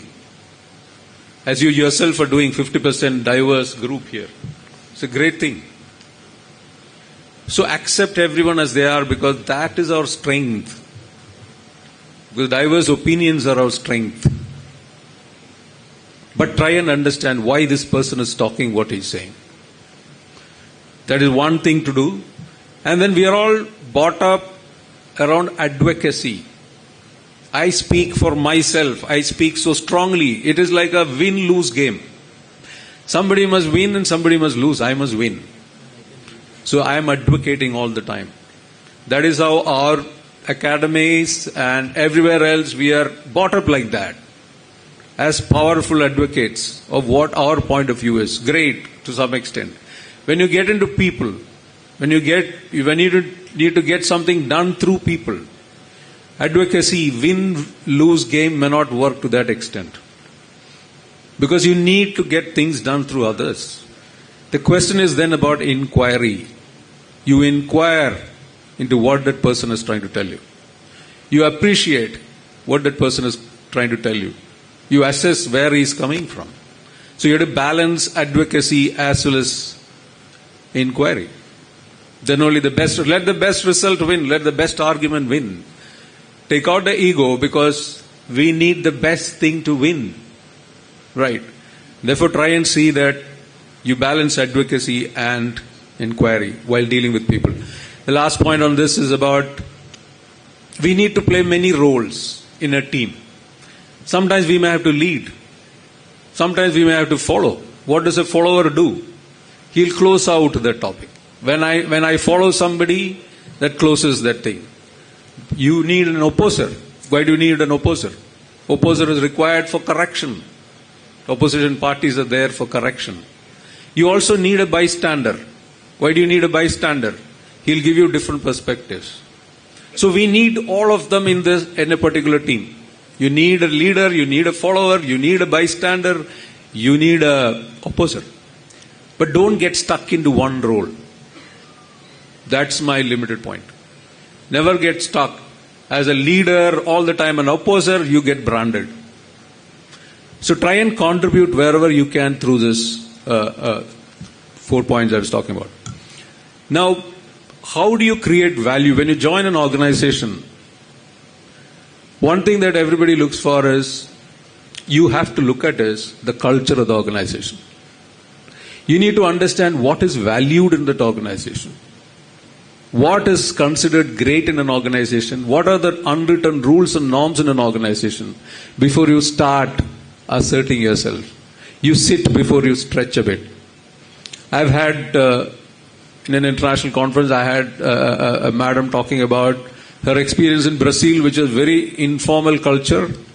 When we got into France, which is Paris, which was a very formal culture, she was almost suicidal because the people under her were treating her very differently. So you have to understand what is the culture I'm getting into, what is valued in this culture, how do I progress in this culture. Unofficial time is that people say that in this organization timing is 8 to 5, but we see people sitting up to 7 because the unwritten norms are very different in the organization. What is valued is very different. You want to be successful. When you want to be successful, it is better to understand what works and what does not work in this organization. That is one of those things. Create a brand. How do you create a brand? Do you have a brand? Each one of you is a brand. Each one of my subordinates is a brand for me. I get a recall when a name comes up in my mind. I get a recall on what he looks like, not in the physical sense, but what I can recall about him. Is he trustworthy? Is he hardworking? Will he deliver me the job? When an opportunity comes along, what I'll do, like a foreign trainee or something else, it is up to me, my head, to come up with a name that will go this time, right? It is up to anybody, even seniors. The brand that you create is what you want to create. You have to decide what I want to be known by. What do you want to be known by or known as? Somebody who will create results for me. Somebody will do ownership for me. Somebody will do very fast. Somebody who is empathetic. You have to decide what you want your brand to look like. And you only need to reinforce it through demonstration of that brand value. Every day in every job that you get, you repeat time and again. What will happen? You're branded today as a trustworthy person, as somebody who can deliver me value. Yes, it's not that difficult to create a brand. You can create a brand and do what you want to do. Also understand within the organization, who are my stakeholders? Who can get me to the place where I want to be? Who can give me the experiences? Try and understand. Don't be naive, be intentional. Be intentional because you've got some successes out there which you have defined for yourself. Look at the stakeholders. How do you influence them? How do you get the backup from them? How do you get a mentorship from some of them? All of these is left to you. You can't just be sleepwalking through a career and reach wherever the company decides. Another thing is around happiness, which I think it's slightly a long shot, but all I'll tell you is don't grant the keys to your happiness to someone else. If somebody else's decisions or comment or something makes you unhappy, then the keys to your happiness is with somebody else. You're born, you have every right to be happy and peaceful and joyful. The question is, do you give that permission to somebody else? Do you give that keys to somebody else to feel happy and fulfilled? Never do that. If you do that, every time he does something, you're unhappy. You're not in control. So that I don't think I'd get in there. But get feedback on what you're working on. Create something different. Be proud of the work that you're doing. Create difference within the organization. Create an impact. So I was only trying to tell you, I don't think we have much time. I was trying to say that have a vision for what success looks like for you. Be a learning individual right throughout your life.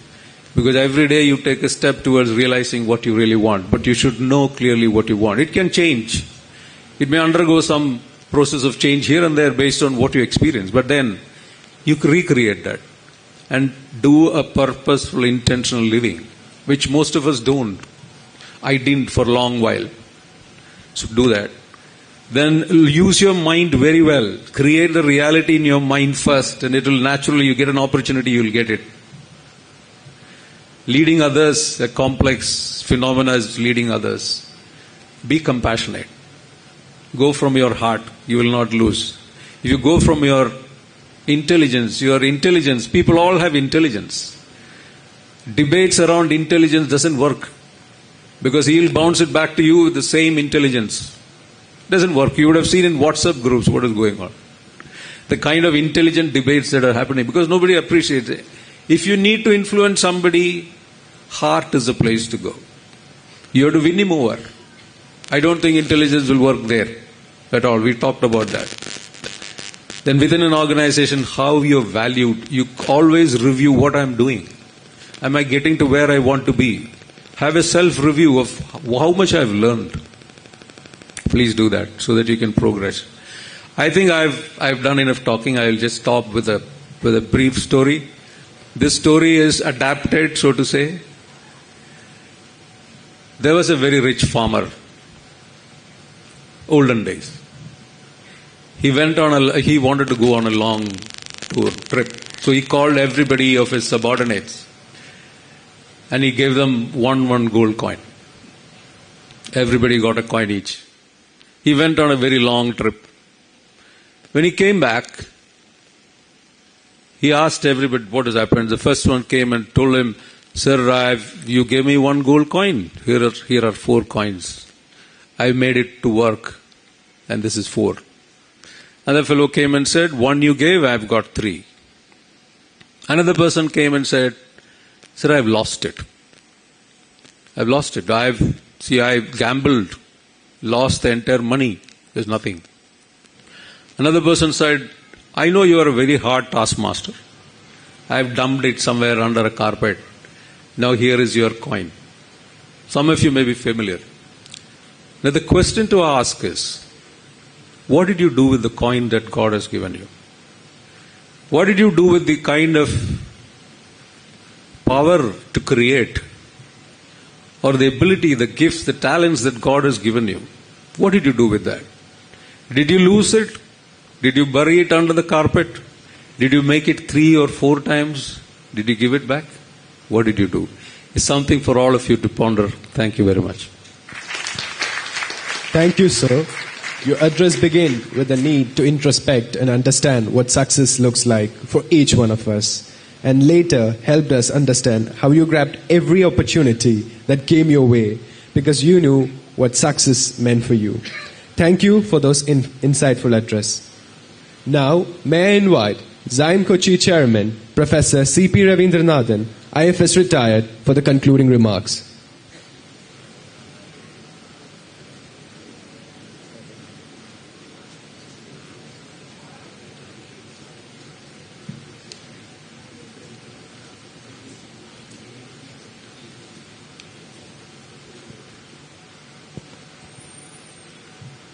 Guest of honor,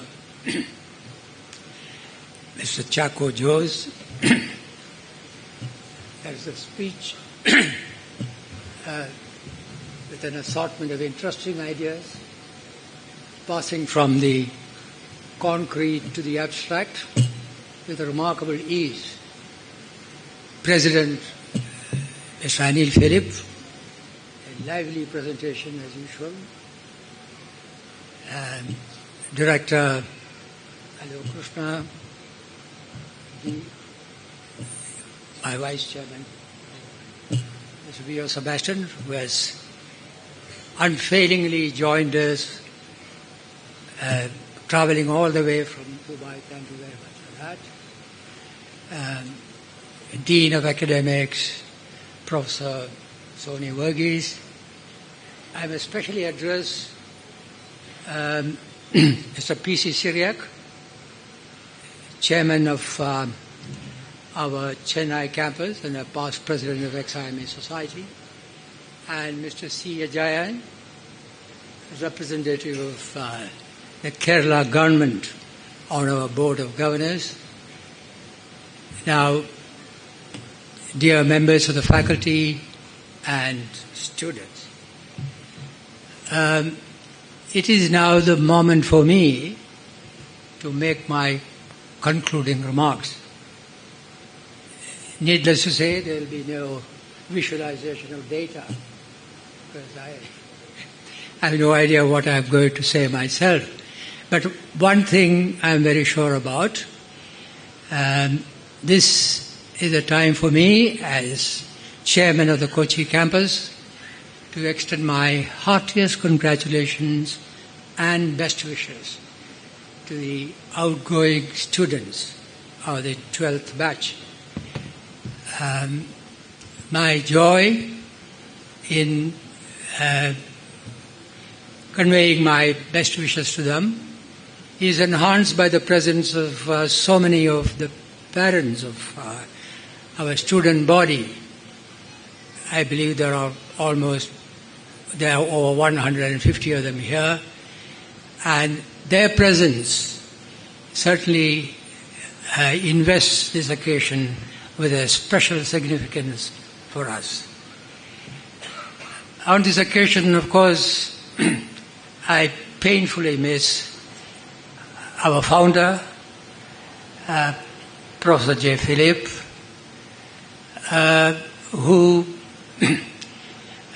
took no time after setting up XIME in Bangalore to locate the second campus of XIME here in Kochi, the liveliest city of his home state.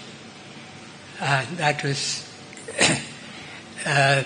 so that gives him a special niche in the history of this institution, which he nurtured through his dedication and effective leadership over the years. Now,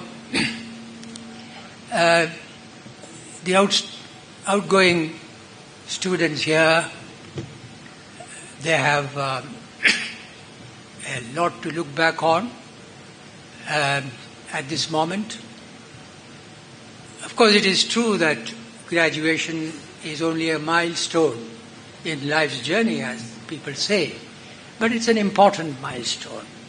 It's a milestone from which, being a vantage point, you can look to what went before, what you left behind, and what lies before you. Now, when you look back, of course, you'll be looking back over the 2 years you spent here.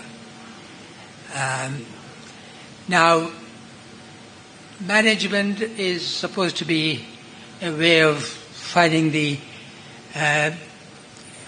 best way of doing something. And management education, to use a non-brainer, is aimed at preparing students to find the best way of doing things. Now, this is what we seek to achieve at XIME through its PGDM course, which has been crafted with a lot of care by our founder, Prof.J. Philip. Now, our approach to PGDM has always been a robustly general management based, because we believe that whatever happens in the world where managers are to live and function, the basic vocation of management is the ability to manage organizations over a wide range, making them most productive, most successful, and most useful to economy, government, and society.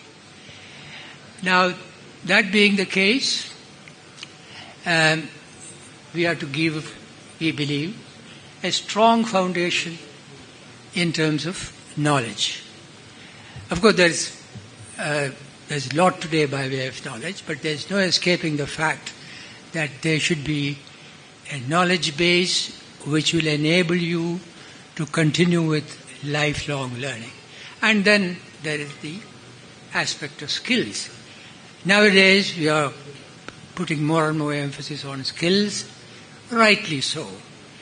And all business schools have this conundrum: how much of knowledge base and how much of skill base. Those who are for the knowledge base,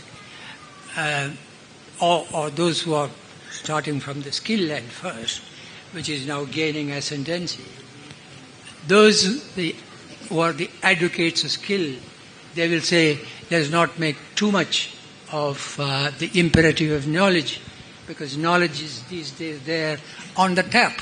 There is no need to have all those textbooks and all those concepts and things like that, over which we should, spend a lot of time in the classrooms. It should be more skills. But the advocates of knowledge would say a lot of skills need not be taught anymore because you have the devices today. You have the AI agents, which has taken over a lot of the responsibility from you to use skills. So you use them. You use your devices, and you use particularly the AI-based devices. So where is the need for this skills having to be learned? So what I'm trying to say is that the dilemma of a business school about the right mix of skills and knowledge remains with us, and it will remain so. We believe that at XIME we are justified in our constant search for the right mix between these two, as firmly believed by and envisaged by our founder. Now, this is the PGDM which we have hopefully made it possible for you to obtain today, the PGDM degree.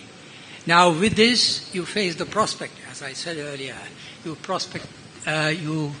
face the prospect of the world in which you are going to carry responsibilities, hold down jobs.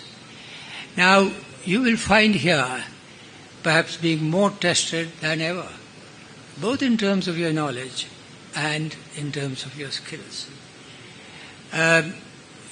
Everyone, this is not a very brilliant thing to say. All of us, and certainly all of you, will be challenged to the hilt by automation and artificial intelligence.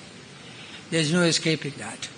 But then your task will be to live with and flourish with artificial intelligence. And for that, you would have to have a knowledge base. There's no escaping that. To get the most out of AI as a tool, to interrogate it, to enhance its value, to know where it can help you and where it can't, to make it an efficient tool, as management has always used tools. So I do hope that what you have gained here by way of knowledge, insights, and the benefits of classroom proceedings will stand in good stead with you as you go out to the portals of this institution to face the wide world. I wish you good luck there. All the very best.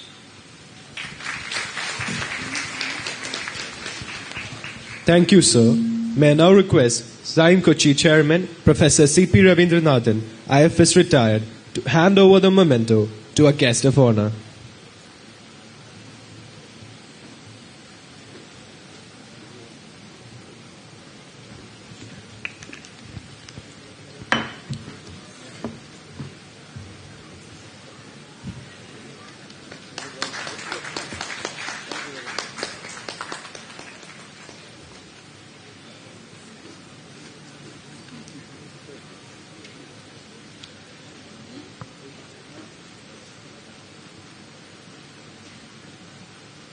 Thank you, sir.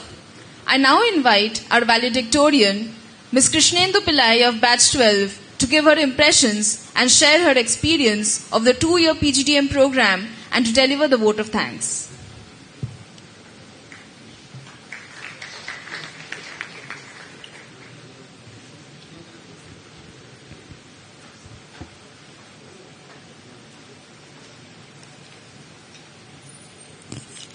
Good afternoon, everyone. For quite some time, I've been trying to look for a first line that's spine-chilling and powerful enough to give all of us goosebumps, something that truly unites all of us and swells our hearts. And I found 2 contenders, 2 lines. The first is attendance is mandatory, and the second is there's a T&D session on Sunday. Nothing has united us more. 2 years, it sounds small and contained when you say it, almost like something you can measure, summarize and move on from. But standing here today, it doesn't feel like something that passed. It feels like something that stayed. It stayed in the way we think, the way we respond, the way we have learned to carry ourselves. What we're taking back today isn't just a degree, it's a version of ourselves that didn't exist when we first walked in. The version that is shaped deeply and undeniably by the people, by this place, by all of you. We walked in thinking growth would look like clarity, like having all the answers, like knowing exactly where we are going. But what we found here was different. We found questions, we found disagreements, we found moments where we had to unlearn before we could understand. And somewhere in that push and pull, we began to understand something steadier, a sense of self, character that was discovered. A large part of that came from the people we are lucky enough to walk this journey with, friends who didn't just stand beside us but shaped us, from the ones who challenged our thinking, who refused to agree for the sake of it, who made us realize that being heard matters, but being open matters more. To the ones who showed up quietly, who made difficult days softer without needing to say much, I've learned patience from some of you, resilience from some of you, and from a few the art of not taking life too seriously. And yet as I stand here, it feels strange, because 2 years is a very strange way to measure life. And the truth is, none of us did this alone. We're all in many ways a reflection of people who stood behind us, a patchwork quilt of people, those who loved us, believed in us before there was any proof, told us the truth when it became uncomfortable, and those who stayed when it mattered. Many of the people who shaped us are in the hall, and many are not, and I hope each of us finds our way to thank them and to show our gratitude. For those of us who are here today, first and foremost to our President for leading with clarity and conviction, and for constantly reminding us that excellence is not just an act, but a standard we must live up to. Sir, I promise to find our starfish in life. Our Chairman for their unwavering support that has been the backbone of everything that we do today. Vice Chairman for gracing us with his presence and standing with us every step of the way. To our Board of Governors, thank you for building not just an institution, but an ecosystem where curiosity, resilience, and growth could thrive. The Guest of Honor, thank you, sir, for your wise words. We promise not to sleepwalk through life and continuously enhance our capacity. To our Director, thank you, sir, for always being on our side, quietly and consistently. To our Dean, thank you for solving all the 100 problems that we come up with every single day. To our batch coordinator, who has stayed with us till 10 p.m. for all our events, thank you, sir, you can rest now. To our faculty, you taught us far beyond textbooks. You challenged how we think, how we disagree, how we defend our ideas, and how we accept when we are wrong. You showed us that learning is not about having answers, but about asking better questions. You taught us to give attention to details, to never miss a comma or hyphen. That was specifically for Elizabeth, ma'am. And to the people who often remain behind the scenes, our admin, accounts, housekeeping, IT, library, thank you very much for the quiet efficiency, the small kindness, the last-minute rescues, which were a lot. You made our chaotic lives just a little more manageable every single day. To our wardens, Vishal sir, the celebrity of Boys Hostel, for managing it all so well. To Mercy Kuti sister, who has made sure that we eat well, we sleep well, we are healthy at all times, while also scolding us every single day. Lastly and most importantly, to our parents, thank you for believing in us long before we believed in ourselves. For the sacrifices you never spoke about, for all the desperate calls where you said it will be okay, even when we weren't sure it would be, for giving us the space to grow, to fail, and to find our own way. This moment belongs to you as much as it does to us. Thank you for a lifetime of love, sacrifice, and for giving us the courage to stand here today. whatever we become from here, it will always carry a part of all of you. And then there was us. Because college, as we lived it, it was never just one thing. It wasn't only grades or placements. It was laughter echoing through corridors, deadlines that tested our limits, chai breaks that felt like therapy, the 2 a.m. deep conversation where we confidently decided that this term we will start studying from day one, a promise that has expired in all 6 terms. It was Seaport Cafe becoming an emotional support system. It was a 3 long hours conversation in tuck shop, canteen, stairs, portico, anywhere we could find. It was the nicknames that made no sense to anyone outside this campus, but meant everything to us. That one hostel room that somehow became everyone's room. It was opening laptops for group work and ending up discussing life, career, relationships, and very occasionally assignments. It was the quiet competition, the loud celebration, the joy of watching your friends become everything they said they would be, and sometimes even more. It was running around for events like everything depended on it, and then sitting back, exhausted, realizing that these were the moments that actually mattered. And maybe, most of all, it was the feeling of belonging without trying, of being understood without explaining, of knowing that in this chaos, you had your people. And somehow, in all of this chaos, all of this noise, all of this seemingly ordinary days, we built something extraordinary. And through it all, what stayed constant was hope. The hope that it will work out. The hope that we will figure it out. The hope that even if we fall, we will rise wiser, stronger, and more certain of who we are becoming.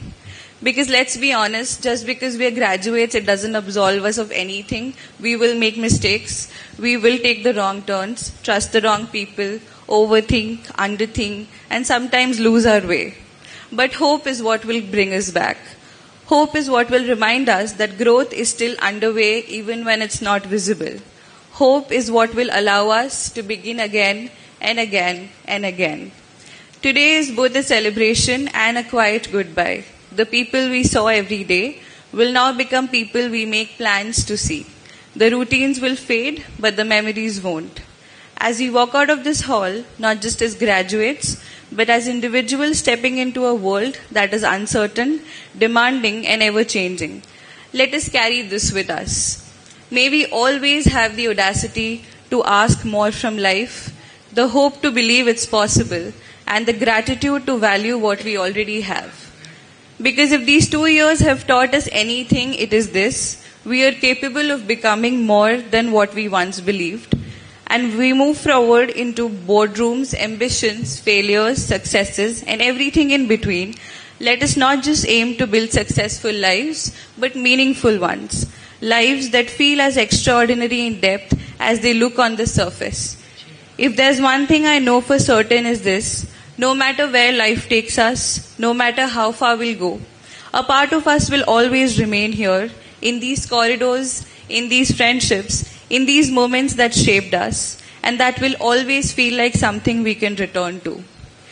To batch 13, sitting at the back, that 1 year you think that you have a lot of time, it's basically 6 submissions, 2 breakdowns, and you're done. One day you're lost trying to find your classroom, and before you know it, you're trying to find the right words for your farewell. Welcome to the fastest 2 years of your life. So don't wait, don't keep things for later. Today is all you really have. Seize your day, show up fully, fall faster, get up even faster. Life meets you at the audacity that you meet life at. That brings me to where this began. 2 years is a strange way to measure life, but it is just enough to decide how you want to live the rest of your life.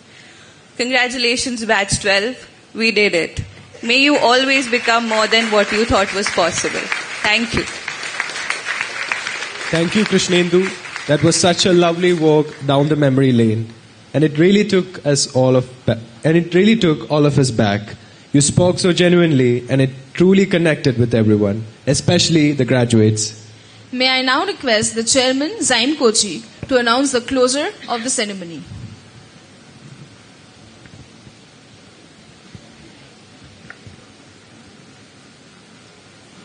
I, the chairman of XIME Kochi, declare the 12th convocation closed. Thank you, Chairman. May I request the gathering to rise for the national anthem.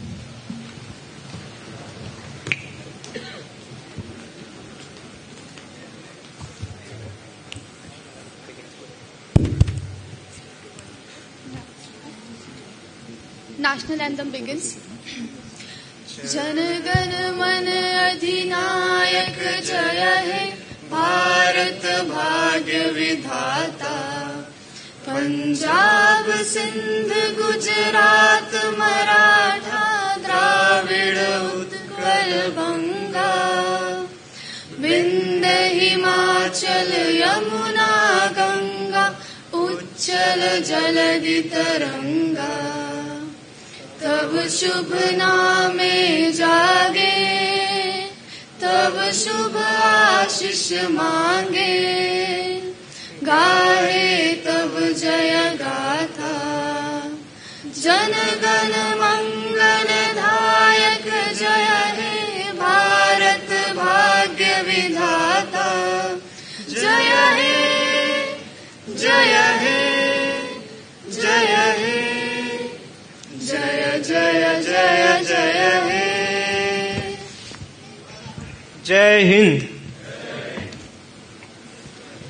Congratulations, Batch 12, you did it.